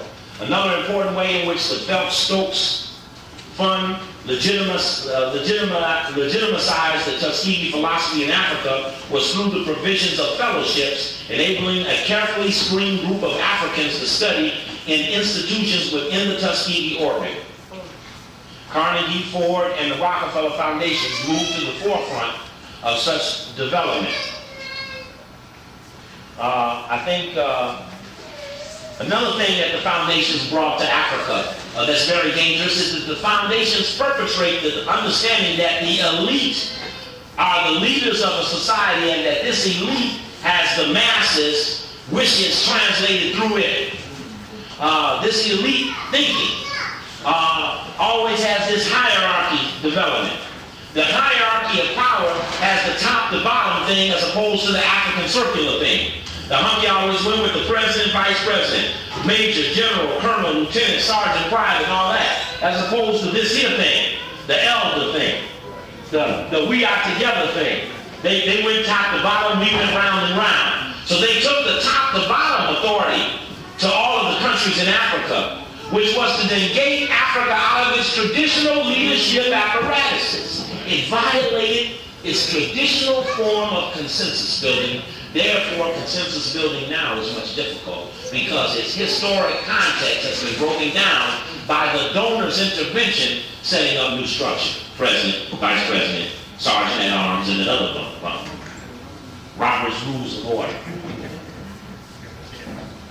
Also, the foundations finance very carefully the institutes for international affairs in the various universities. This report documents the trend when the foundation started picking Harvard, MIT, Georgetown, University of Chicago, etc. to be specific, to have specific roles. In other words, when World War II came, America figured out since it was going to create all of these international institutions, it hadn't trained enough people to move into the management of those institutions, so it turned to Columbia University and gave it $1 million to build a Russian institute. And it went to 4 or 5 other universities to build Russian institutes so that by 48 Russia became the enemy. But the foundations had to build a constituency that would come up with them as the enemy so the Cold War or Cave War could start. So the foundations then, having built into the universities the process of training the people who had a certain worldview, they then start setting up what they call area studies projects. We're going to study East Africa. So you got the East African Area Studies Project, and that resulted in the scholars out of the universities then being sent into Africa to be specialists on Kenya, specialists on Nigeria, specialists on the so-called Congo. And once they became a specialist, they were used across a network of institutions. They would go to the Council on Foreign Relations and give a speech. They go to the Guggenheim Fellowship Foundation and get a fellowship. They go to the major medias and do a story. They go to the book company and write the book. They go around the cycle of institutions and webs that would support them to be the hunky specialists on a certain area. So these area studies developed in a way that the hunky had from all angles going, the development of the focus. What is reality for the people? It's based upon what the learned ones thrusted for, based upon the money donated by the philanthropists. Who?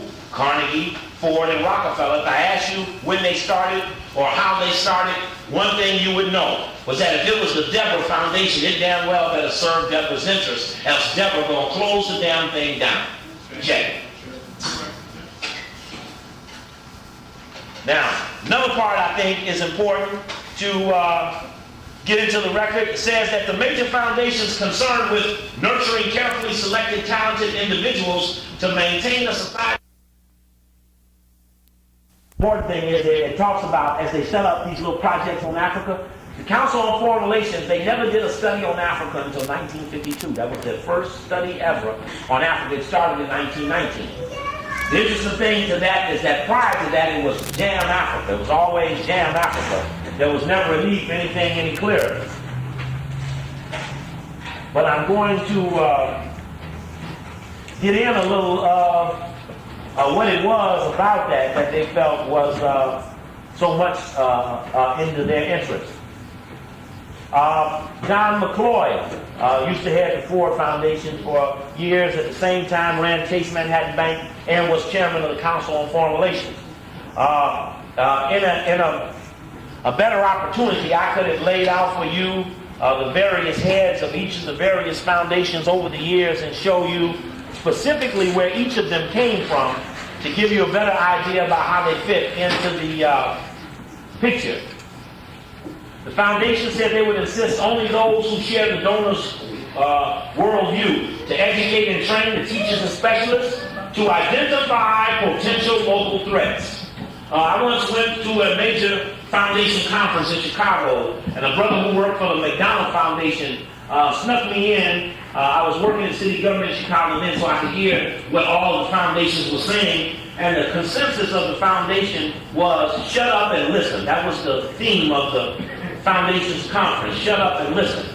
And it says that too often the foundations have gone deep into Africa and other places and are doing all of the talking when their real role is to get their ass over there and hear. Listening posts. Listening posts.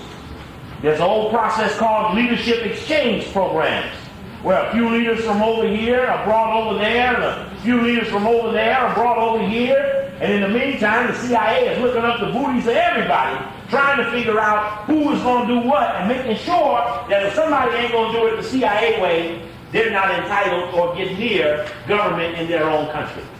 Mark Thompson. Pardon me? Mark Thompson. What does he have to do with this? He's over there in South Africa.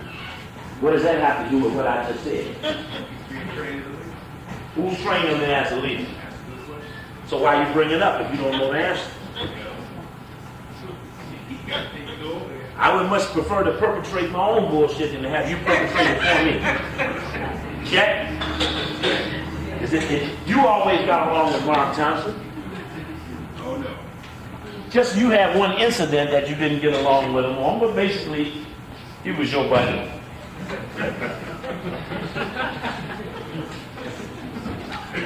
Check? Yeah. No check on that. Oh, double check on that shit. All right, now listen to this. This is the Council on Foreign Relations policy towards South Africa, Sister Nana. This is now this whole. If you take this book here, Who Rules America Now? He has a discussion in here about the policy formulation process. The process by which the foundations, the think tanks, and the others build a consensus in America that eventually becomes government policy.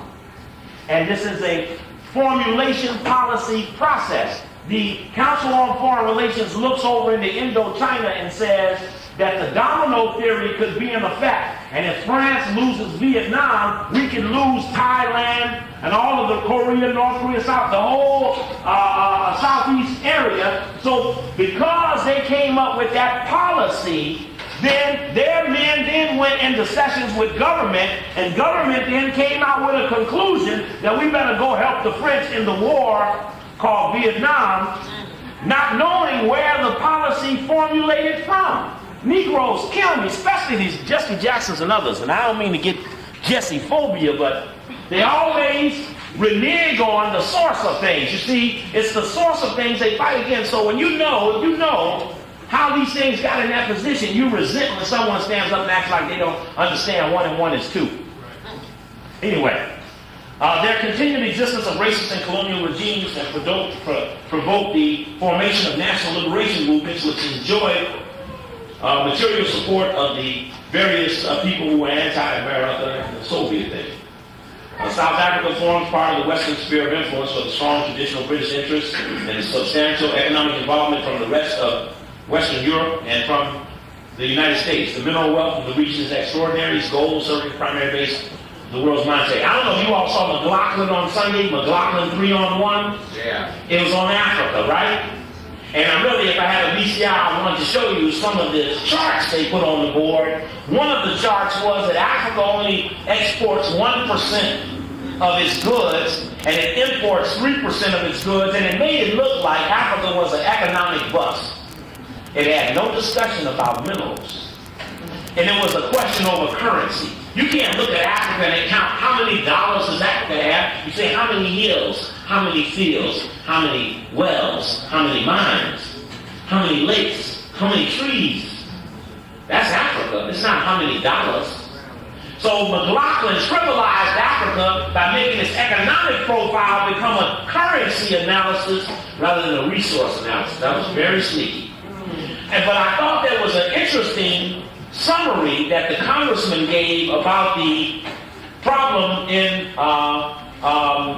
Rwanda between the various tribes, the minority and the majority. I thought that was a fascinating 2-3 minute summary, even to the point that McLaughlin put his hand on the desk and looked at him to let him know he wanted him to finish that very slow, very subtle, straight breakdown of the 10% minority who've been running the other 90%. And that when the revolution came today, now America was supporting the 10% to fuck the 90%. That's what's happening. And so that when they decide they're going to get together, that's when America knocked that plane down. When the 10% and the 90% decide no more of this, America steps in and fucks it up. They want the 10%. That's their formula. The 10%. That was their formula all along. 10 versus the 90. Anyway, it mentions Wade Frederick of the Ford Foundation, who was to play a leading role in the African Bureau under the Kennedy and Johnson administrations, and Dean Russ, who chaired the 1955 Council on Foreign Relations study on the issue of colonialism. Harold Hochschild chaired the group in 58 and 59 on Africa and the south of the Sahara. Hochschild was associated with the American Metal Climax Corporation, which has major investments in southern African region, etc., etc. Similar currents throughout reflected the policy towards South Africa followed under Kennedy and Johnson. Broadly speaking, this course can be characterized as a ritual opposition to colonialism and to racism, while refraining from any substantive actions which would cut off crucial economic and political ties with the key white regimes in South Africa. These policies were carried out by a set of officials who were in large part members of the Council on Foreign Relations. Of the 28 officials who were involved during the Kennedy and Johnson administration, 18 were members of the Council. Of the 28 members of the Johnson administration that dealt on African affairs in the Johnson and Kennedy administration, 8 years, of the 28 people that touched Africa, 18 of them were members of the Council on Foreign Relations. Of those with particular close ties to African strategy, Wayne Fredericks and W. Averill Harriman were especially noteworthy. Frederick served as Deputy Assistant Secretary of State for African Affairs and was widely regarded as the most important man concerning African policy. He left the Ford Foundation and became Under Secretary of State for African Affairs. That position I'm always jumping you about, do you know who run it? The George Moose connection. It says that he was regarded as the most important man in African policy. And at least he was never overruled by the more influential European interests in the State Department. Harriman held general responsibility for African affairs under Johnson, among his other powers. As the resolutions in the United Nations grew stronger, American abstentions and negative votes increased, and business as usual economic policies led to an ever-growing U.S. stake in Southern Africa. It is in this context that the Council for the first time focused on South Africa specifically in 1964 in a discussion group. The study was chaired by Waldemar A. Nielsen, president of the African American Institute. At the same time as Wayne Fredericks, and drew on Fredericks and others who had participated in the earlier study. The African American Institute served as a major channel for the Agency for International Development and CIA assistance along these lines to African nationalist movements. The rationale behind Nielsen's suggestions is indicated in his comment that he had given under Kennedy and Johnson to the movements, scholarships, relief supplies, quote, has been insignificant in checking the drift of this nationalist movement into bitterness, extremism, and growing dependence. Thus, in his sixth meeting of the 63-64 study group, William Griffith, an MIT professor of political science, suggested that the United States should consciously use scholarships to gain support among the African leadership and divert students from guerrilla training. Nielsen's proposals formed a variant but not a radical departure from the established policy. The name was to increase influence with nationalistic groups, divert them from the revolutionary paths, and maintain ties with the right regime on a low-key basis. The assumption was that the nationalist movements would eventually take over and that the United States should help mold the character of the transition. That's it in a nutshell. The Nielsen's book seemed, from subsequent events, to have influence on policy, etc., etc., etc. Nielsen and its president from 61 to 70 and its board of trustees in 71 included 12 CFR members among the total of 30, as well as the wife of another CFR member. 6 of the board of directors have been participants in one or more of the council study on Africa. Boy, it just goes on to talk about Chase Manhattan and its role in building, helping the South African regime after the Sharpsville massacre, etc., putting financial stability back in the country. Yes, Brother Jerry. The last item that you just mentioned, I might add right now that all the leaders in SWAPO who are now in top positions, the Speaker of the Parliament in Namibia, have all been educated under that same program. So that no wonder why we have the kind of governments we have. There's the lowdown. Ask me if this is true. Is one of the PAC leaders a Rhodes Scholar? You know about that at all? Somebody asked me the other day that did I know of a PAC leader who was higher up in the PAC in Africa was a Rhodes Scholar. Something I wasn't familiar with. I had never heard it. I saw, I hadn't come to them on the computer yet, but there is a couple in South Africa that has been, that are Rhodes Scholars. I haven't come to them just yet. In South Africa. In South Africa. But not the PAC, just in South Africa. We don't know what they are. Not yet. Right. Not yet. Okay. Africa's economy's reforms pay off. This is a New York Times study article, March 13, 1994, how they rank. The World Bank's ranking of sub-Saharan African countries by microeconomic policy, 90 to 91, and their average annual change in gross domestic product, 87 to 91. It rates as fair, adequate, poor, very poor countries on financial stability. There's only one country in the fair bracket, Ghana. In the adequate bracket, Burundi, Gambia, Madagascar, Malawi, Burkina Faso, Kenya, Gabon, Nigeria, Senegal, Togo, Mali, Uganda. In the poor section, Central African Republic, Niger, Benin, Rwanda. I didn't finish that one, Bob. No, look, come on back. What you gonna do? Pour it out? What you gonna do? Get somebody pour it back in the bucket? Yeah, I pour it in that. No, it's all right. I'll keep it. You need to come back? No. All right, brother. I appreciate you, Bob. You know this drink I take, but I'm looking at it now. You know I take drink from you and sisters. We ain't got no dinner tonight, so we have to get some dinner from y'all. We didn't our refrigerator empty. So you're right, Bob. And then it mentions those in the very poor section. The World Bank report on sub-Saharan Africa. Africa's loan financiability is based upon a World Bank rating, of which only one country in all of Africa is considered fair. No good, no excellent. No good, no excellent, 1 fair, 13 adequate, 7 poor, and the rest very poor. And that's dangerous. Mandela at Stock Exchange offers assurances to whites. American National Congress President, I said American National Congress President. Nelson Mandela, the symbol of black nationalist aspirations, went to the Johannesburg stock market, the symbol of white dominance in South Africa's economy, to reassure the whites that their future is secure. All right.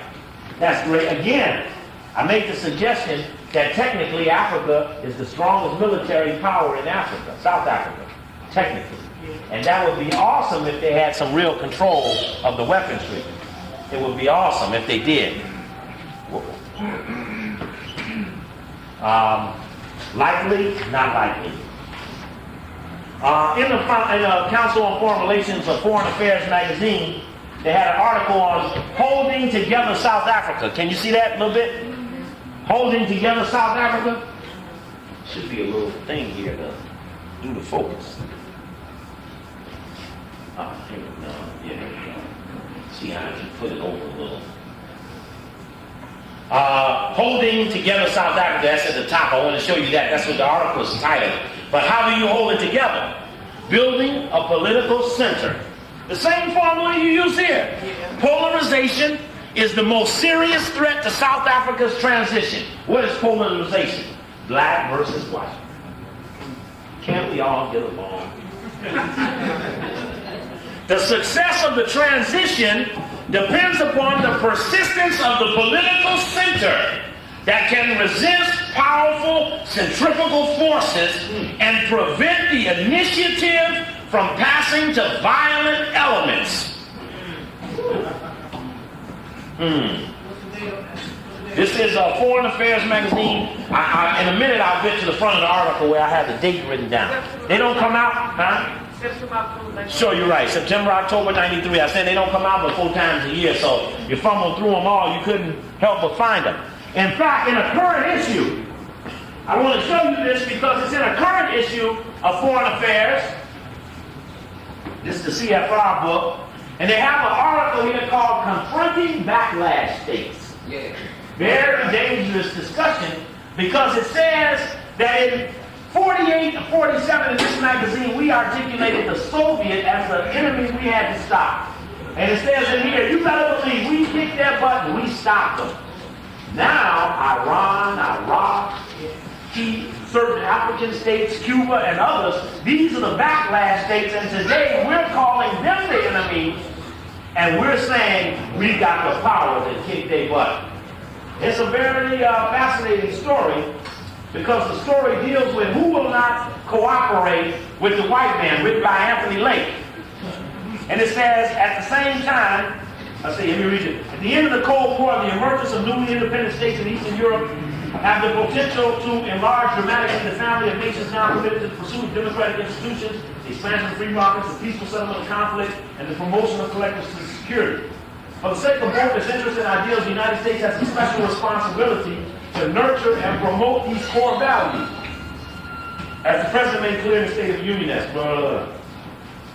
at the same time, our policy must face the reality of recalcitrant and outlaw states that not only choose to remain outside the family, but also assault its basic values. See, Coakley is an assaulter of the basic values of the Hunky family. I'm a backlash state. Just as an example. I ain't in the least.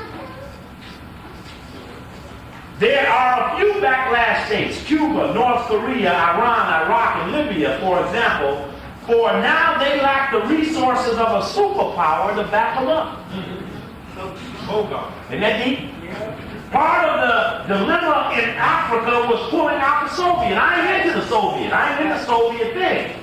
But pulling the Soviet out of Africa stopped the balance of power where one would run to one and run to the other for money. I ain't into either one of them. It was a bad analysis that had it down to hunky over here or hunky over there you got money from. That's a nightmare. If you end up with hunky over here and hunky over there, you might as well string yourself on up. You're as good as dead. Says, well, now they lack the resources of a superpower, which would enable them to seriously threaten the democratic order being created around them. Nevertheless, their behavior is often aggressive and defiant. The ties between them are growing as they seek to thwart or quarantine themselves from the global trends in which they seem incapable of adapting to. There's some deep shit. Even got pictures of people in there. Khomeini. And they usually don't deal with pictures in foreign affairs. It's rare that they use a picture. It's not a, people read some books, oh, I read that thing, but then they wasn't even interested. There's no pictures, no cartoons, no jokes. Just boring, honky world control talk. It says here that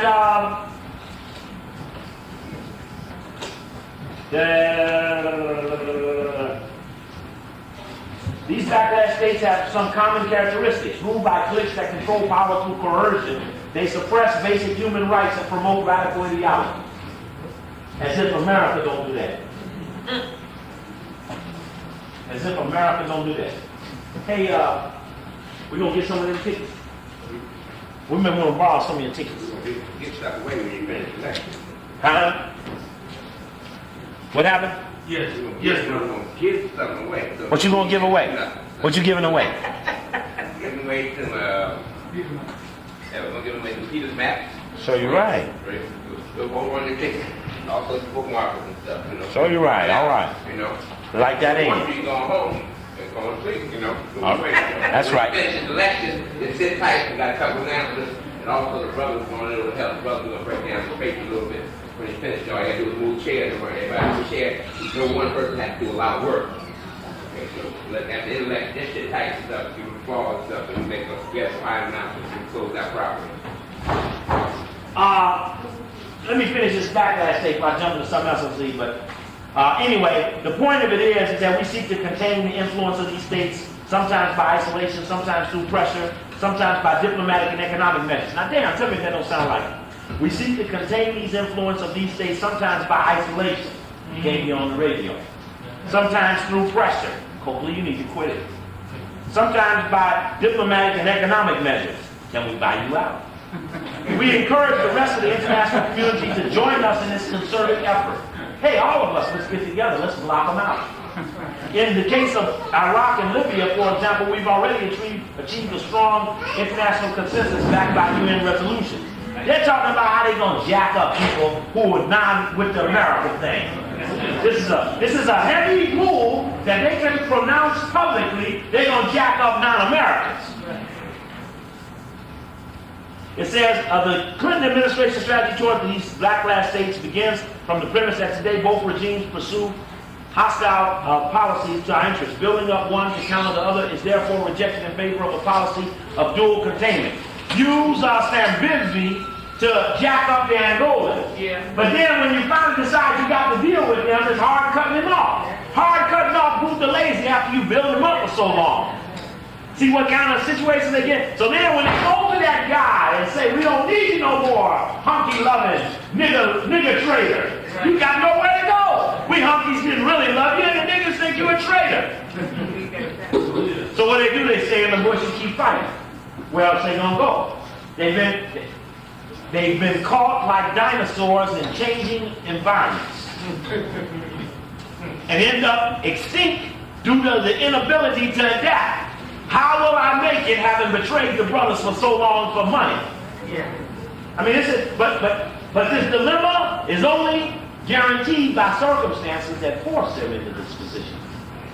Anyway, the whole article is real ugly.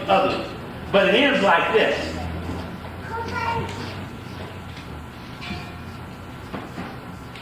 This is the way it ends. Today, the regimes in Baghdad and Tehran are weaker and increasingly defensive. Slowly but surely, they're coming to understand that there is a price to pay for the recalcitrant commitment to remain on the wrong side of history.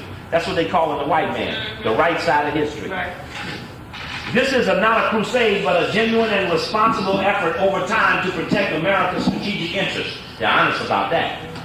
Stabilize the international system and enlarge the community of nations committed to democracy, free markets, and peace, brother.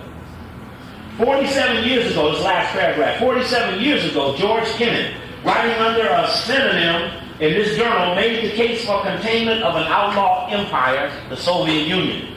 He argued that the United States had within its power the means to increase enormously the strains under which the Soviet policy must operate and thereby generate the breakup or gradual mellowing of Soviet power. That's what he said, and that's what they did.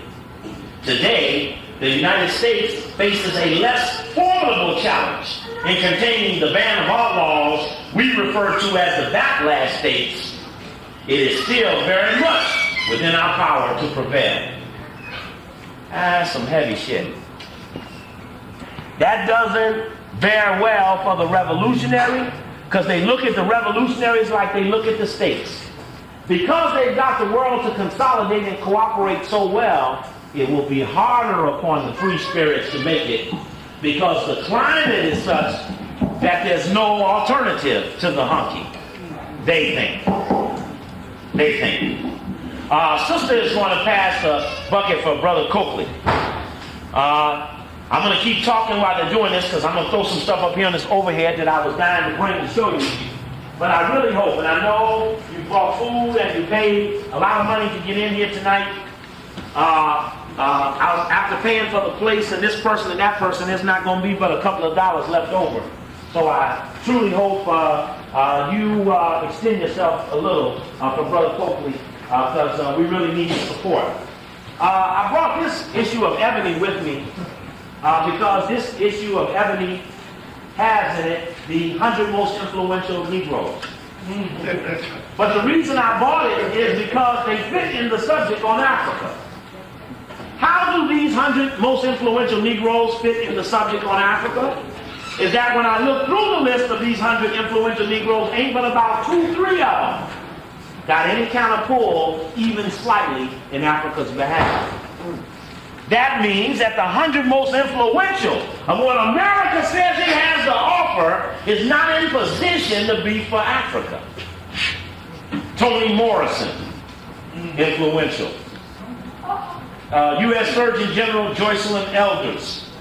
Nice big picture of Mayor Archer of Detroit, Big Boule Archer, I told you, who did a story in the Detroit papers about he went and stayed overnight in the White House and took knee pads with him. So Clinton knew how bad he needed aid for Detroit. You understand how dangerous that is? You understand that? And he said that publicly in Detroit. And he took knee pads with him to the White House. So Clinton, and he said, look, I was so honored to sleep in the White House. When I left, I opened my bags up so that the servants could see I didn't steal nothing. Can you imagine? Can you imagine? So that's why the G7 met in Detroit, because Detroit is fit for the G7. Now, that's very important that you understand that. Who else is in the 100 most influential? This is the new mayor of Atlanta, Boule Bill Campbell. Many of you probably don't know him. I haven't seen him. Let's see, 100 most influential. Dr. Charles Adams, president of the Progressive National Baptist Convention. Oh yeah, they have me in Africa, I'm sure. Mary Angelou, Richard Arrington, Boule mayor of Birmingham, Alabama. Richard Austin, Secretary of State, head of the Boule in Detroit, Michigan. Oh man, this thing is just loaded. Ron Brown, Lee Brown, Jesse Brown, Willie Brown. What was my man in the movie with Richard Pryor? You remember the flick with Richard Pryor and the tax man come to his house? And he said, you got all these James Brown, Leroy Brown, Billy Brown, all these are in your family. He was claiming his tax exemption. Blue collar, right, the flick Blue Collar, they were sitting up. Tax man came, it was real funny portion, but my only point to say is this. The heads of each of the fraternity and sororities are in here. The head of the Masons are in here. Hey, Brother Beck, he's still here? His exalted leaders in here. Thank you, sister. Thank you. All of the black congressional caucus members are in here. Smoke, you know he is. Austin Hastings, Jesse Jackson, Congressman, head of Jesse Hill, Boule, head of Atlanta Life Insurance, Ed Gardner, chairman of Saltine Products, Boule from Chicago, Boule Earl Graves, Boule Bill Gray. This is a Boule connection, a Boule FC. Mary Wright Edelman, who's on the board of the Council on Foreign Relations, whose son is a Rhodes Scholar. That's right next to Epstein. Yes, this is his second or third year making the list. No, he made it before this one. I think about a year or two ago. I sent him a telegram when he was in it last time. I said, I don't know whether this is good or bad. Bill Cosby. In fact, I had a VCR show you with Bill Cosby in the I Spy little piece when he walks into the secret chamber and puts his hand on the identifier and it says, what's your mother's maiden name? And he says, Boule. And the secret chambers open up so you can go in and be with Robert Cole. Next lecture, I'll bring that out. Clarence Thomas, Maxine Waters, some more congressmen, Congressman Mayor of Cleveland, Oprah Winfrey, who couldn't ask Steve Coakley, Reverend Leon Sullivan Boulay, who chaired the Shack in Africa meeting, Kurt Smoke, the new Boulay, David Satcher, who's head of the Center for Disease Control, Congressman Bobby Hush, Rhodes Scholar Mel Reynolds, Samuel Rowe Don Jr., Sovereign Grand Commander of the North American Prince Hall Masons, of course Dorothy Height, Negro All-Star, Civil Rights All-Stars, the chair of the Coalition of the 100 Black Women. 100 Black Men, he off on cocaine and shit. Yeah, just coffee guy. Here's Milton Davis, head of the Alphas. Here's Dr. Lawrence Leonard Lawrence, head of the National Medical Association. Here's Robert Harris, Grand Pole March, Kappa Alpha Psi. Here's Julia Foster, president of Zeta Phi Beta. They're very influential. But when I look through this list, I don't find any help for Africa. Here's Randall Robinson. Hugh Perkins, Grandsire Archon of Sigma Pi Phi. We got a picture there. Right there he is, Boulay man. Head of the Boulay. His name is Hugh Perkins. Okay. He called Boulay Hebrew up 2 weeks ago, last week. See how he was doing. He calls him all the time. To see how I'm doing. I mean, he's doing.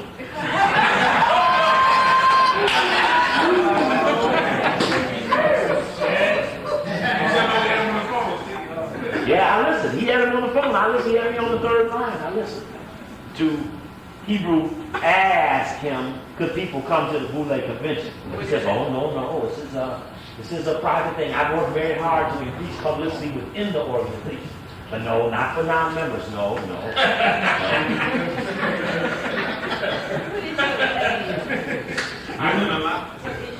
This is the current one. This is the May issue of Evidence. That's out now with the 100 most influential. They do it every year. Huh? In this issue? You got that issue at home. I went right past that story. That's all right. That's what we do for each other. I tried to bring some of these books to see if I could find some things in here that would help you. Thank you. This is the new book on Du Bois, of course. In this book, it talks about how Du Bois became part of the military intelligence spy thing with Spingard. I had an office right there at 9th Street.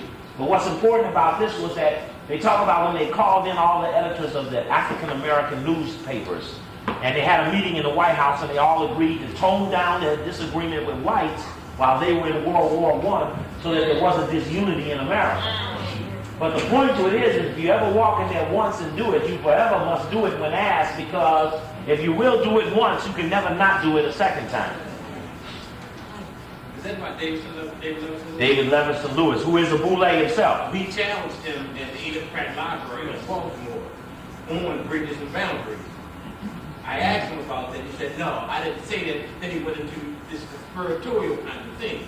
But he had also made the comment that, and I asked him a question of, was it 1945 or 46 at Wilberforce University where he said he met the father was head of the School of Divinity. On the faculty. Head of the School of Divinity at Wilberforce. That was when W.E.B. Du Bois came up and repudiated Sigma Pi Phi. Right, the talented temp concept. He didn't repudiate the boule, he repudiated the concept of talented temp, long after he had been one. You gotta see your guy switching, don't you? You gotta see it, don't you? It's compelling, right? Take the sunglasses off, just to make sure so we can see his leader. It's in this article, and you should have it, the December 13th Washington Post, where David Levering Lewis says he heard Du Bois for the first time at the Boule Convention. And even though he has a 730-page book here, he never mentions Sigma Pi Phi once in the whole book on Du Bois' history. Never mentions the Boule, but in the article on the book, he mentions that he's in the Boule, his daddy was in the Boule, and he saw Du Bois at a Boule conference. And he denied it. He denied what? Denied it. Publicly. December 13th, 1993, Washington Post story. And I'm not here for that, but this book here, you should get The Scramble for Africa, White Man's Conquest of the Dark Continent, from 1876 to 1912. I know Brother Charles will get it for you if you want it. I know Brother Nati has it, but the book has an excellent chapter dealing with Cecil Rhodes, and also dealing with the French and the others about how they made decisions. Every time they took something from Africa, they took it back to their king or queen to give honor or sanction it. It was never about the people. So why do we keep going to whites to get them to sanction something we're going to do against them? The suggestion is if our people ratify it, then there's no other ratification necessary. Yes, brother. Yes, Steve, you said something about Chris Stoll, the South African Reserve Bank. Did you mention his name? Who now? Chris Stoll. Chris Stoll. Yeah, Stoll, S-T-A-L, with the South African Reserve Bank. Did I mention him? Yeah. No, I didn't. What about him? You know, he's one of the appointees that's going to still be in Congress in church. Oh, they keeping him in his spot. Yeah, no. Let's see. Of course, I brought this book, The Pan-African Connection, because it's this book, From Slavery to Garvey and Beyond. It's this chapter in this book called Marcus Garvey in South Africa. And it talks about how strong Garvey was in South Africa to the point that the ANC was modeling itself after the spirit of Garvey, even duplicating Garvey's magazine, The Negro World, into their own magazine, while Garvey became banned in the diamond mines. Garvey's magazine became banned in the diamond mines, and that's very important because Garvey is the only one of the leadership. It's never come through the Nation of Islam, it's never come through the Civil Rights All-Stars, it's never come from the black nationalist community.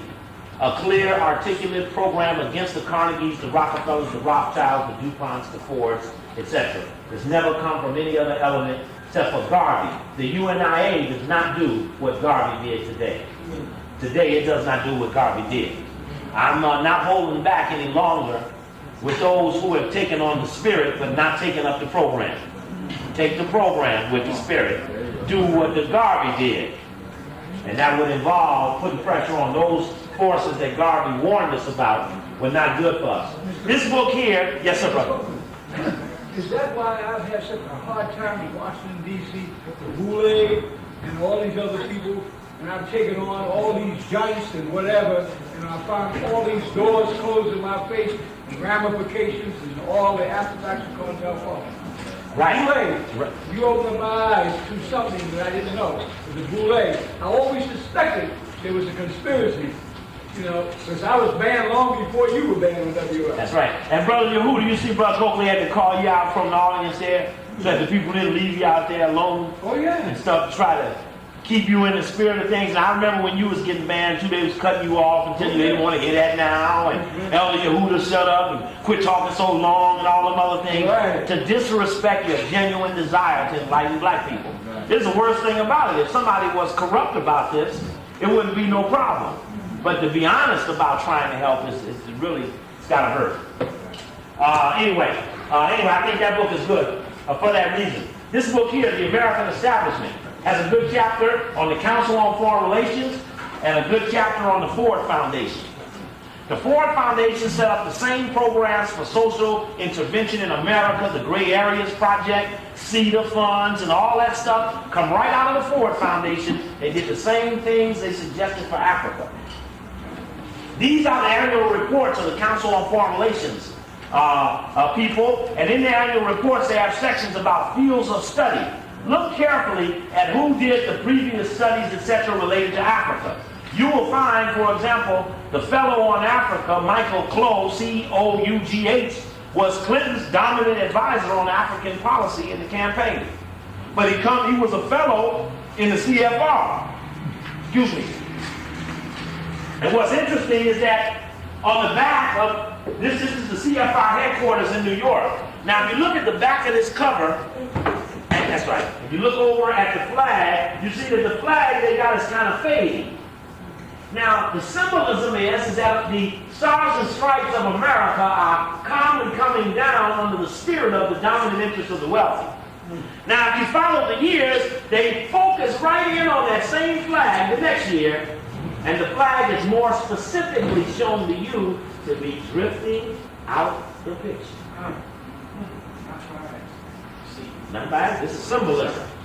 With a royal ark over the doorway. That's a royal ark. In masonry, you have a thing called royal ark masonry. It's symbolic. Now, Sister Nana knows I showed her a portion of the book that we stole. How much does South Africans have to do with masonry, Brother May? I know it. Up in the Masonic Lodge in Philadelphia, there was a Masonic yearbook there on the table. South African Masonic yearbook. And in that yearbook was the names of all of the Masons in all of South Africa, all of the lodges, and all of the Americans, 2 from each 50 states, who have loyalty through the lodges in South Africa, which only alludes to the fact that we've never added in the element of masonry in our analysis of South Africa, and how at times of trouble that these secret societies keep the tenets going when the flags are in jeopardy. The flags of the nations are in jeopardy, but the tenets of the secret societies remain in place. And what's that other secret society that's real treacherous in South Africa? The Oudemont. Brotherhood in Dutch. Brotherhood. They formed it in 1913 to unite just the Dutch. And since 1913, only a Dutch man of that group can be the Prime Minister of South Africa.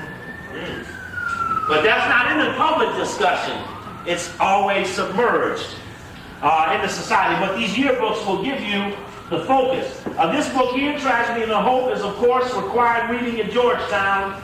Clinton had to read it to graduate from Georgetown. I mentioned to the Howard students that they don't have to read this because there's no real role for them in reality. So they're not being trained to go anywhere but to McDonald's, Burger King, where they can wear kente cloth hat and kente cloth vest and sell rotisserie chicken. Now that's where they're going. That's where they're going. That's where you think they're going. But this book is required reading at Georgetown, and this is the 1,300 page analysis of the secret society. Carol Quigley, of course, was Clinton's professor at Georgetown. But the important thing is that for those with a future, they must read this. And where can I get the book in Baltimore? Everyone's place I know. And I know Brother Charles. If anyone came over to Brother Charles and said they wanted to get this book, Brother Charles would jump at the opportunity It's just to get that book for them. A panel. Boulet's called. And when Yes, sir. What's the significance of all the military, well, most of the military bases being UN flag is down in the most military ground? I haven't seen one yet. I'm not familiar with that. Bowling Air Force. Anybody else familiar with that? UN flags being flown at American military bases?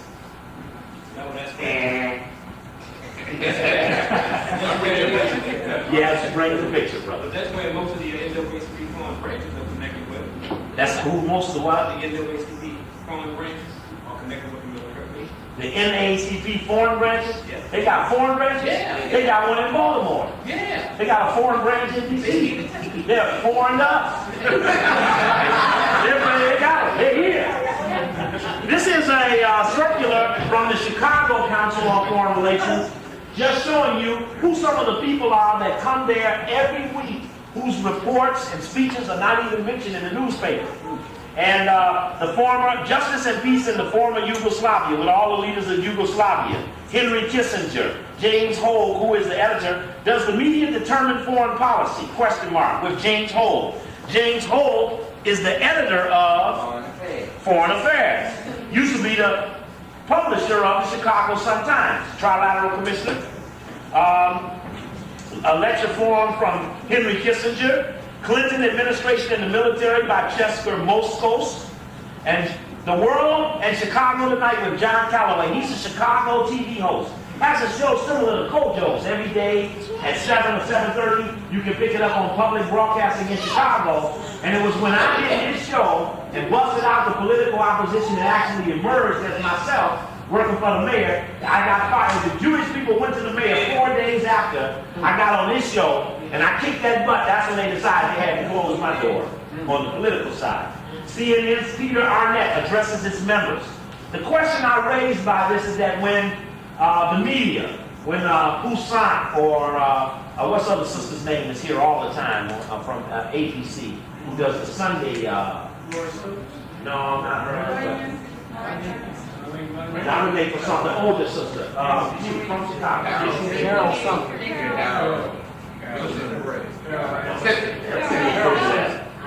Carol Simpson. Carol Simpson, right? She's spoken there. You know? I'm not going to be in the public calling her sister figure. Okay. All right. All right. Right. So anyway, the point of it is that they don't speak against the council when they speak to the council. And you'll find media panels loaded with people. A visit to Vietnam and Cambodia, St. Petersburg, Moscow, the Baltic states. They have tours. Here we go. Here's profiles of the upcoming meetings with the various people I just mentioned earlier. These small circular. Africa's annual report. And this strange little document here is Africa from the minds and deep guys and all American was the chairman of the committee by Edward Dorn was neutralized the Zimbabwe trade people. So you tell me about the Zimbabwe. Produced by the Dorn Center for Political and Economic Studies, whose chairman is Zimbabwe. You got Perkins on your mind. Hugh Perkins, head of the Kool-Aid. You got Perkins on his mind. You got Eddie Williams on Eddie Williams is head of the Joint Center for Political Studies. He's also head of the Boule in Washington, D.C. He's the sire archon of the Boule right here. Pardon me? Thank you, sir. Is that Washington, D.C.? They'll know it better under Washington than Epsilon. You know it's the fifth chapter. I know it's the fifth. If I said it's the Gamma Boule, they know that's Baltimore, but they don't know what Gamma means. I mean, I wasn't knowing what it meant. Is it all right? Can I go on? Yes, sir. All right, sir. But anyway, this intriguing document says that in the preface, we are pleased to present this report on Black American leaders' attitudes toward international affairs in Africa. To compile this information, the Joint Center surveyed Black American leaders on their personal interest and professional activities, their degree of current engagement with international and African events. It was a survey of leaders by the Joint Center for who? And their views on Black Americans' involvement in and advocacy on behalf of the continent. Africa is a complex continent with many different cultures and intertwining histories. It has a vast land of great potential that remains largely unrealized because of inadequate development aid and scanty media attention. That's not what's suffering from Africa. Black Americans have the potential as advocates for Africa to make African issues a higher national priority. As Walter Carrington's thoughtful essay illustrates, the history of Black Americans' activities in various parts of Africa is very rich. In fact, this book here, Foreign Policy in Africa, from 1850 to 1924 in defense of black nationality. There's another book you should grab on. Got a heavy thing here about the Liberian experiment. The American colonial escapades of sending American Negroes to Africa to colonize it for America. we're using Negroes. And the whole, remember the Liberian connection where the head of Liberia got a $5 million loan from the U.S. government under Woodrow Wilson for stopping Marcus Garvey from setting up a beachhead to unite all of Africa. Anyway, Eddie Williams goes on to say, Carrington's thoughtful essay traces the history of Africa, This survey demonstrates Black American leaders continue to be engaged by issues related to Africa. The Rockefeller Foundation commissioned this study as part of its Greater Voice for Africa, which was designed to explore why Africa does not figure prominently in U.S. foreign policy. Now, why would Rockefeller Foundation need to study why Africa ain't a bigger priority in America, seeing that it's from the family that runs America?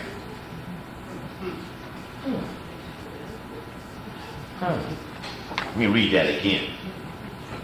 The Rockefeller Foundation commissioned this study as part of its project, A Greater Voice for Africa, which was designed to explore why Africa does not figure prominently in U.S. foreign policy, and to determine how or whether Africa can be given a greater priority. This report contributes to that overall effort. But it's calling the killer in to do the investigation. You know what I'm saying? The murderer doing the autopsy. The killer preaching at the funeral. Something wrong here. And only lack of knowledge from the client base can guarantee such a relationship. Only our lack of knowledge could assure that this could go the way it's going. That's what's scary to me. And interestingly enough, these Negroes had a whole party here about Martin Delany and the rise of black nationalism. Check this out. The missionary imperative, W.E.B. Du Bois and the rise of Pan-Africanism, Marcus Garvey and the rising of mass consciousness. These Negroes know just what they're doing. They conceptualize every past black revolutionary attempt, saying that they are our only hope. And their white donors are our only salvation to finance that hope.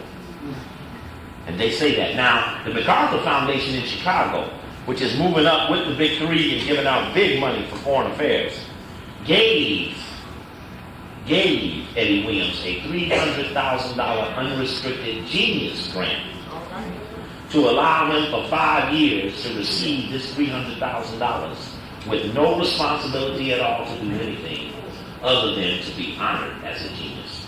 So Eddie Williams went and took the Joint Center for Political Studies formula and went city to city to set up junior joint studies. So that they came to Chicago. My buddies Jared in Chicago, up at Chicago State University.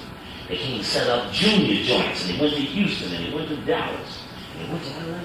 They gave the nigga money to be a key nigga in town. Eddie Williams, head of the Joint Center for Political Studies, the only black think tank in America of major prominence. And it's all really all over the world. The white man took them, but Europe and Australia, and all the white they named in Israel. So you're right. This is Africare's annual report. There's Donald McHenry, Chairman, Trilateral Commissioner, Council on Foreign Relations Director, Carnegie Institute for International Peace Director, that magazine Foreign Policy. C. Payne Lucas, that's the picture of Boulay C. Payne Lucas, head of Africare, who was the mothership for the Constituency for Africa Project.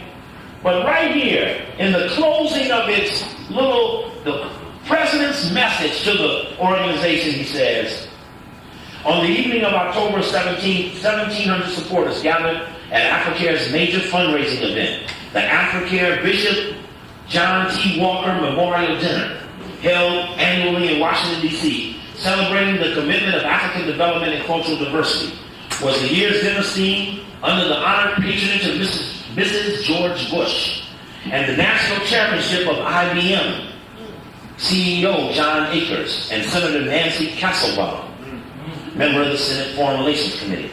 The dinner raised over $250,000, which put Africare which we put to use in advancing Africare's critical development and relief work in Africa. He says, finally, we launched a fundraising effort, the Campaign for Africa, to establish a $20 million Africare endowment. This year, the Ford Foundation made the lead endowment gift, a challenge grant of $2 million. $2 million. There's no black group in America with $2 million getting at one time, or $250,000 in one night, to end up with a program that 99% of black people don't even know who they are. At the Africare Bishop Walker dinner, IBM's John Akers described Africare as, quote, a wonderful organization that unites us in a community of concern and commitment to Africa. And interestingly enough, in the back of the book, it tells you all of these countries that they have penetrated. Look at it. Multiple African countries: Ethiopia, Nigeria, Zimbabwe. Survey of pharmaceutical professionals. What's a survey of pharmaceutical professionals? Who are you and where are you at? They used Du Bois and the early black sociological scholars all did studies to number. They had to go get specific numbers of how many black doctors, how many black lawyers, how many black plumbers. If you look at those early black sociological studies in which Du Bois wrote the main model for, they were all total descriptions of all Negroes in the decline area. That's all they ever had them do. And you know that, for the record, that project that I just mentioned to you, that and I'll just read to you from this page, that the Greater Voice for Africa project, and I've read it 1,000 times, but just to get it into the record, this is Randall Robinson's memo on the survey that he did for the Greater Voice for Africa project. The Rockefeller Foundation has recently undertaken an effort to examine how to expand interest and activity around Africa-U.S. relations. As part of this Greater Voice for Africa initiative, the foundation has asked Trans-Africa. The foundation asked. Usually, you go to a foundation and say, can I get some money? And you're applying for. No. Hunky knew who he could count on to go make a move on Africa. So the Hunky went to Randall, the fast man, fast black, and asked Trans-Africa Forum to discuss with a variety of organizational representatives the barriers to building coalitions and mobilizing constituencies around Africa. Now, if someone came and asked me what was a barrier to building a constituency around Africa, and I identified Rockefeller Foundation, the Ford Foundation, and the African American Institute, and the Brookings Institute, and Rand, what do you think they're going to do with me? Turn me in, report me, turn my information over to the Hunky I don't like. If they were asking honestly about Africa, it wouldn't be funded by anybody. Towards that end, Trans-Africa will convene 4 regional meetings to which you are invited as a representative of your group, which has been traditionally have an interest in Africa, blah, blah, blah, blah, blah. The final product of this project will be a computation paper, organized by region and based on the proceedings of the meetings, responses to the enclosed questionnaire, as well as other information Trans-Africa obtains from participants, as well as other information Trans-Africa obtains. The paper will attempt to present a consensus of thought on the issue of coalition building. Interestingly enough, when this report was finished, Randall Robinson publicly bragged about, I didn't turn it over to the foundation, I gave that report directly to David Rockefeller and put it in his hand. And he bragged about that as such to say that he knows the Rockefellers will give it their full attention because he delivered it right in their hand. This is February 23rd, 1990. I got the rest of the package up here too. Got the questions of the survey already like this. How many efforts have your organization undertaken to increase the level of interest in U.S.-Africa relations? What types of African-related activities does your organization conduct? Please elaborate. This is terrible stuff, sister. It's terrible stuff. And you know, I go around a little Trans-Africa thing, they look at me, there's that trade of coke. There's the trade of coke. This is how they got the big German embassy. Yes. You know who's the last person who saw Maurice Bishop before he died? Who was the last person that saw who? Maurice Bishop. No.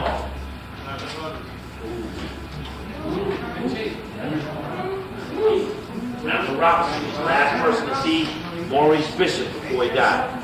Who, and interestingly enough, to let you know that that was a Rockefeller connection, it was David Rockefeller that set up the Caribbean Initiative Project, which after he destabilized the political base there, he went down, put the pressure on Ortega, he had used the Honduras and all the rest of the middle South American states. He went up, he destabilized Noriega, he destabilized Mandela before Mandela kissed butt and came back. He kissed butt. Up here in Washington said he'd never do what he said he'd do before, giving a debtors cartel against the hunky. And he repudiated all that, got back, moved that whole region, then put Kissinger in charge of the Caribbean Basin Project. You know, what hurts me is that a lot of times you don't have nobody to talk to about this stuff. You know, when you know this stuff, and the people know so little about it, you can't even puzzle your own thinking on it because you can't bounce it off of nobody because ain't nobody watching. And it's just spot after spot after spot. It's the same damn characters in the same position. Jesse was right there with Michelle before Michelle's plane died in Mozambique. Whitney Young. Jesse was the last one to see Whitney Young. Interestingly enough, though, you must know in Burundi, as well as go check how many leaders who were at the African Summit that died since then. The Ivory Coast dude that died. Burundi dude was there, he didn't die. The other guy, was Swaziland, he didn't got replaced. They had African leaders up in there who didn't deserve to be there. I didn't even, let me do this for you real quick. I hate to do this so late in the game. But I might just want to drop something up there, if I can find it real quick and close this lecture out. Don't forget the Judas factor for looking at Malcolm's move on Africa and why the whites worked so hard to move against them in Africa. Of course, don't forget Rockefeller did that too. That was his NAFTA. But that of course, Malcolm had made the attempt that Garvey had made to make a dent in the Hunky's African connection. And beyond all of the Elijah Muhammad stuff, I'm going to ask y'all one question. Y'all know what I'm going to ask y'all, right? Right. I give a free take to the person who's got the courage to stand up and say what I'm getting ready to say now. What am I getting ready to say? Did you see? Farrakhan and Nixon. Damn, I got to give you a take. You said it. But what in the interview, what false line did you hear in the interview? One line. Number one, don't say it. Don't say it. Make a note, Charles said don't say it. There was one line that was a strange line. It said, he said that I was in Newark. I was in Newark and I helped to create the... No, he already previously said he created the climate. He said, but I was in Newark as a part of the regular rotation of ministers. Right. Just remember that line. Freeze frame. Stop. Right there. I don't even know why it was in there. It almost seemed unnecessary. Brother Yehuda. But you know what though? The hunkies know. And then he says, well, don't leave the government out. Because if you won't mess with me, I won't mess with you back. Now we got an alliance here. Don't underestimate that stuff. I told you earlier that someone may choose to work with somebody because there's worse things out there to work with that they don't ever want to incorporate, so they better work with who they can work with. Let me say it again. You see, a lot of things are coming to the push, right? A lot of things are coming to the push. You got white mailing and black mailing going on. You got people who have gotten in positions that other people may know enough about them to remove them from those positions with revelation or revolution. Over the years, the alliance has held firm. It's almost a non-aggression pact. If you check carefully enough, it's basically a non-aggression pact. But if you push it a little harder, as the researchers have dibbled and dabbled closer and closer to the documentation, and when Lee did the movie, that really blew it open, that there was a lion on the table. So his movie wiped out all of Africa, made Malcolm a civil rights all-star so you wouldn't pursue him, You know, he's not on nobody. How many Malcolm had in here? None. So the effect, one axe that. One axe, show you right. One Malcolm in the house. Two Malcolm. Oh, Malcolm's alive tonight. You got two. Where's the second Malcolm at? Right here. Behind the pole. Behind. Show you right. Oh, serious, yo. Third Malcolm. Deep under the shirt. Show you right. But they tried to kill Malcolm spiritually. I shouldn't say spiritually, but spiritually. And somebody felt that bringing Malcolm up was something against them, which really, when you look at the movie, it didn't touch him at all. It really, in fact, disguised some shit. It made vain 2-3 people. Made this guy and that guy's images funny, and it really drew it on the nation and not on the whole connection of everybody involved that would make the killing possible. If the Newark Mosque pulled it off, they couldn't pull the New York Times out, they couldn't have the police wait in another room, they couldn't dummy up all the other things that needed to be done to make it possible. So as time has passed, people have inched closer toward facts related to these subjects, to the point that the players are adjusting their position vis-a-vis what had happened in the past, and they're adjusting their explanations of this. And I thought it was strange that the hunky woman up in his house, who talked nasty and disrespectful and lacked historical context and validity, pushed him into making a response to a statement she made that seemed irrelevant or unnecessary. And the answer was, what had happened was, and I know it's in Zach Condo's book, and I don't know if it's in the Judas Factor, but it says that at 1:12 a.m.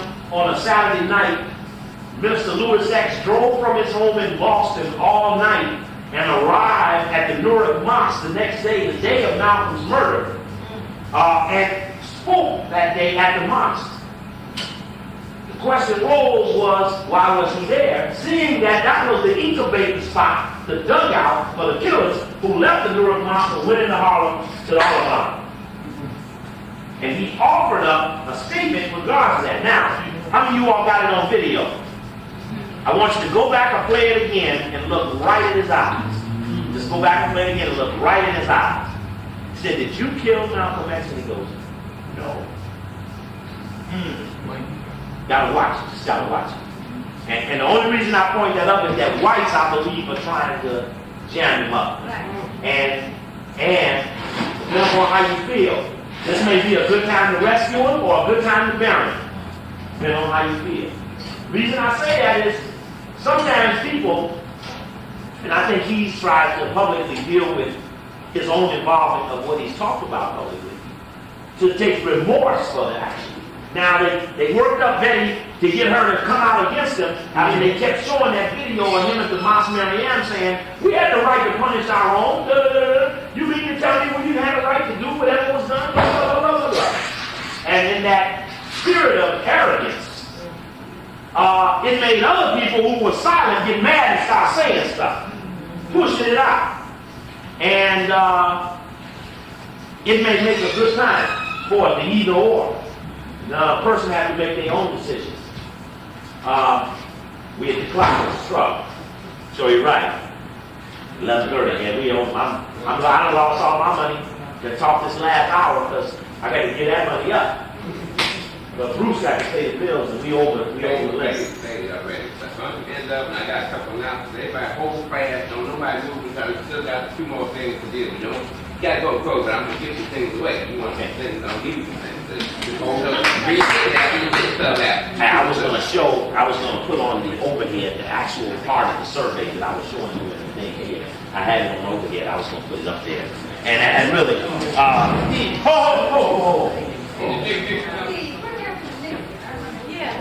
what happened to Nixon? Well, you saw him in the Soviet Union a couple of weeks ago. You saw he could barely walk. He was walking like this. They were holding him by his arm. Dusty ass. Oh, 8 months. You went through all of the stress of being set down and set over and got back up.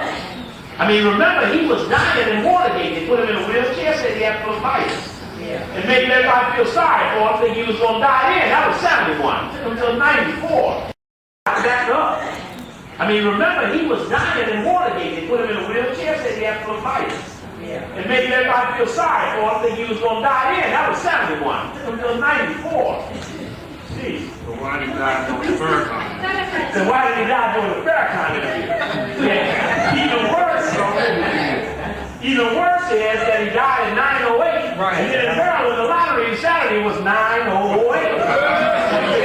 And then people play the death number. Go see if the death number didn't come in the day Nixon died. Now, I don't, that shit get beyond me. Yes. Also, the interview with Minister, with Robert Waters, if you notice, was the 22nd. That's when Sonic Code before. And then Nixon is buried 27, 2 and 7 is 9. You know, so I'd say that he was already dead. You know, they made it out. Hey, look here. I know when he met with that other Russian guy over there, his shit went. So he went over there and met with the guy that America didn't want nobody to get with. The guy who said, let's bomb America. Let's jack him up. Anyway, I appreciate you all. I really wish there was more people here. I hope that before you go, there's a tape or two that you don't have that I can interest you in. I need your support. I appreciate Brother Bruce trying to do what he could do. I appreciate those of you coming. I appreciate Sister Nana and the rest of you for your participation.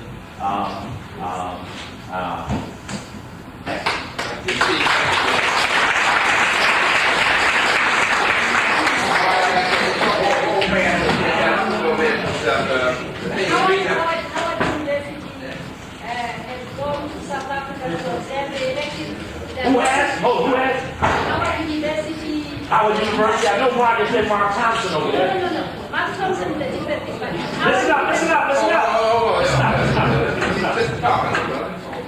Howard University said they delegated to go to South Africa to observe the elections. On Friday, they are having a report from 5 to 6 at Howard Inn. And from there, they are going to have a party from 7 to midnight. But I think those of you can go, just go in there. They say you have to RSVP to go in there. But go in there and figure out what it is that they had and just find out what Howard is talking about, because they are getting a lot of money from Hello to do a lot of things over in South Africa, and they have taken the former ambassador to Botswana to work there under the Hello Foundation to do something in South Africa. So there's a lot going in South Africa with Howard. I just want you to listen and try to figure out what it is that they are doing. Okay, I try to get this program together so that we can get an update and actually what is happening. You can't get none of this stuff on TV. And you go to the newsstand and try to find a magazine you want. So we're going to thank the brother for coming out and keeping my eye up so late tonight.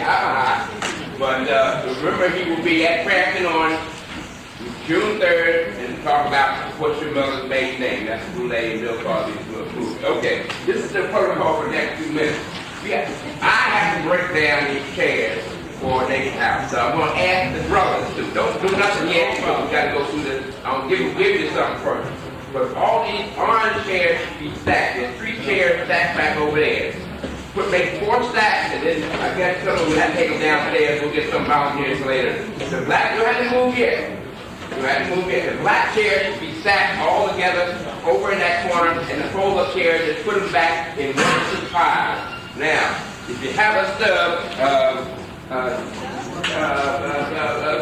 we're going to start giving this. This is the Peter's knife. I made this, you probably seen it. Anybody that did Jeffrey's lecture last Friday, he talked about it, and I sold some there. I sell this at Pyramid. I sell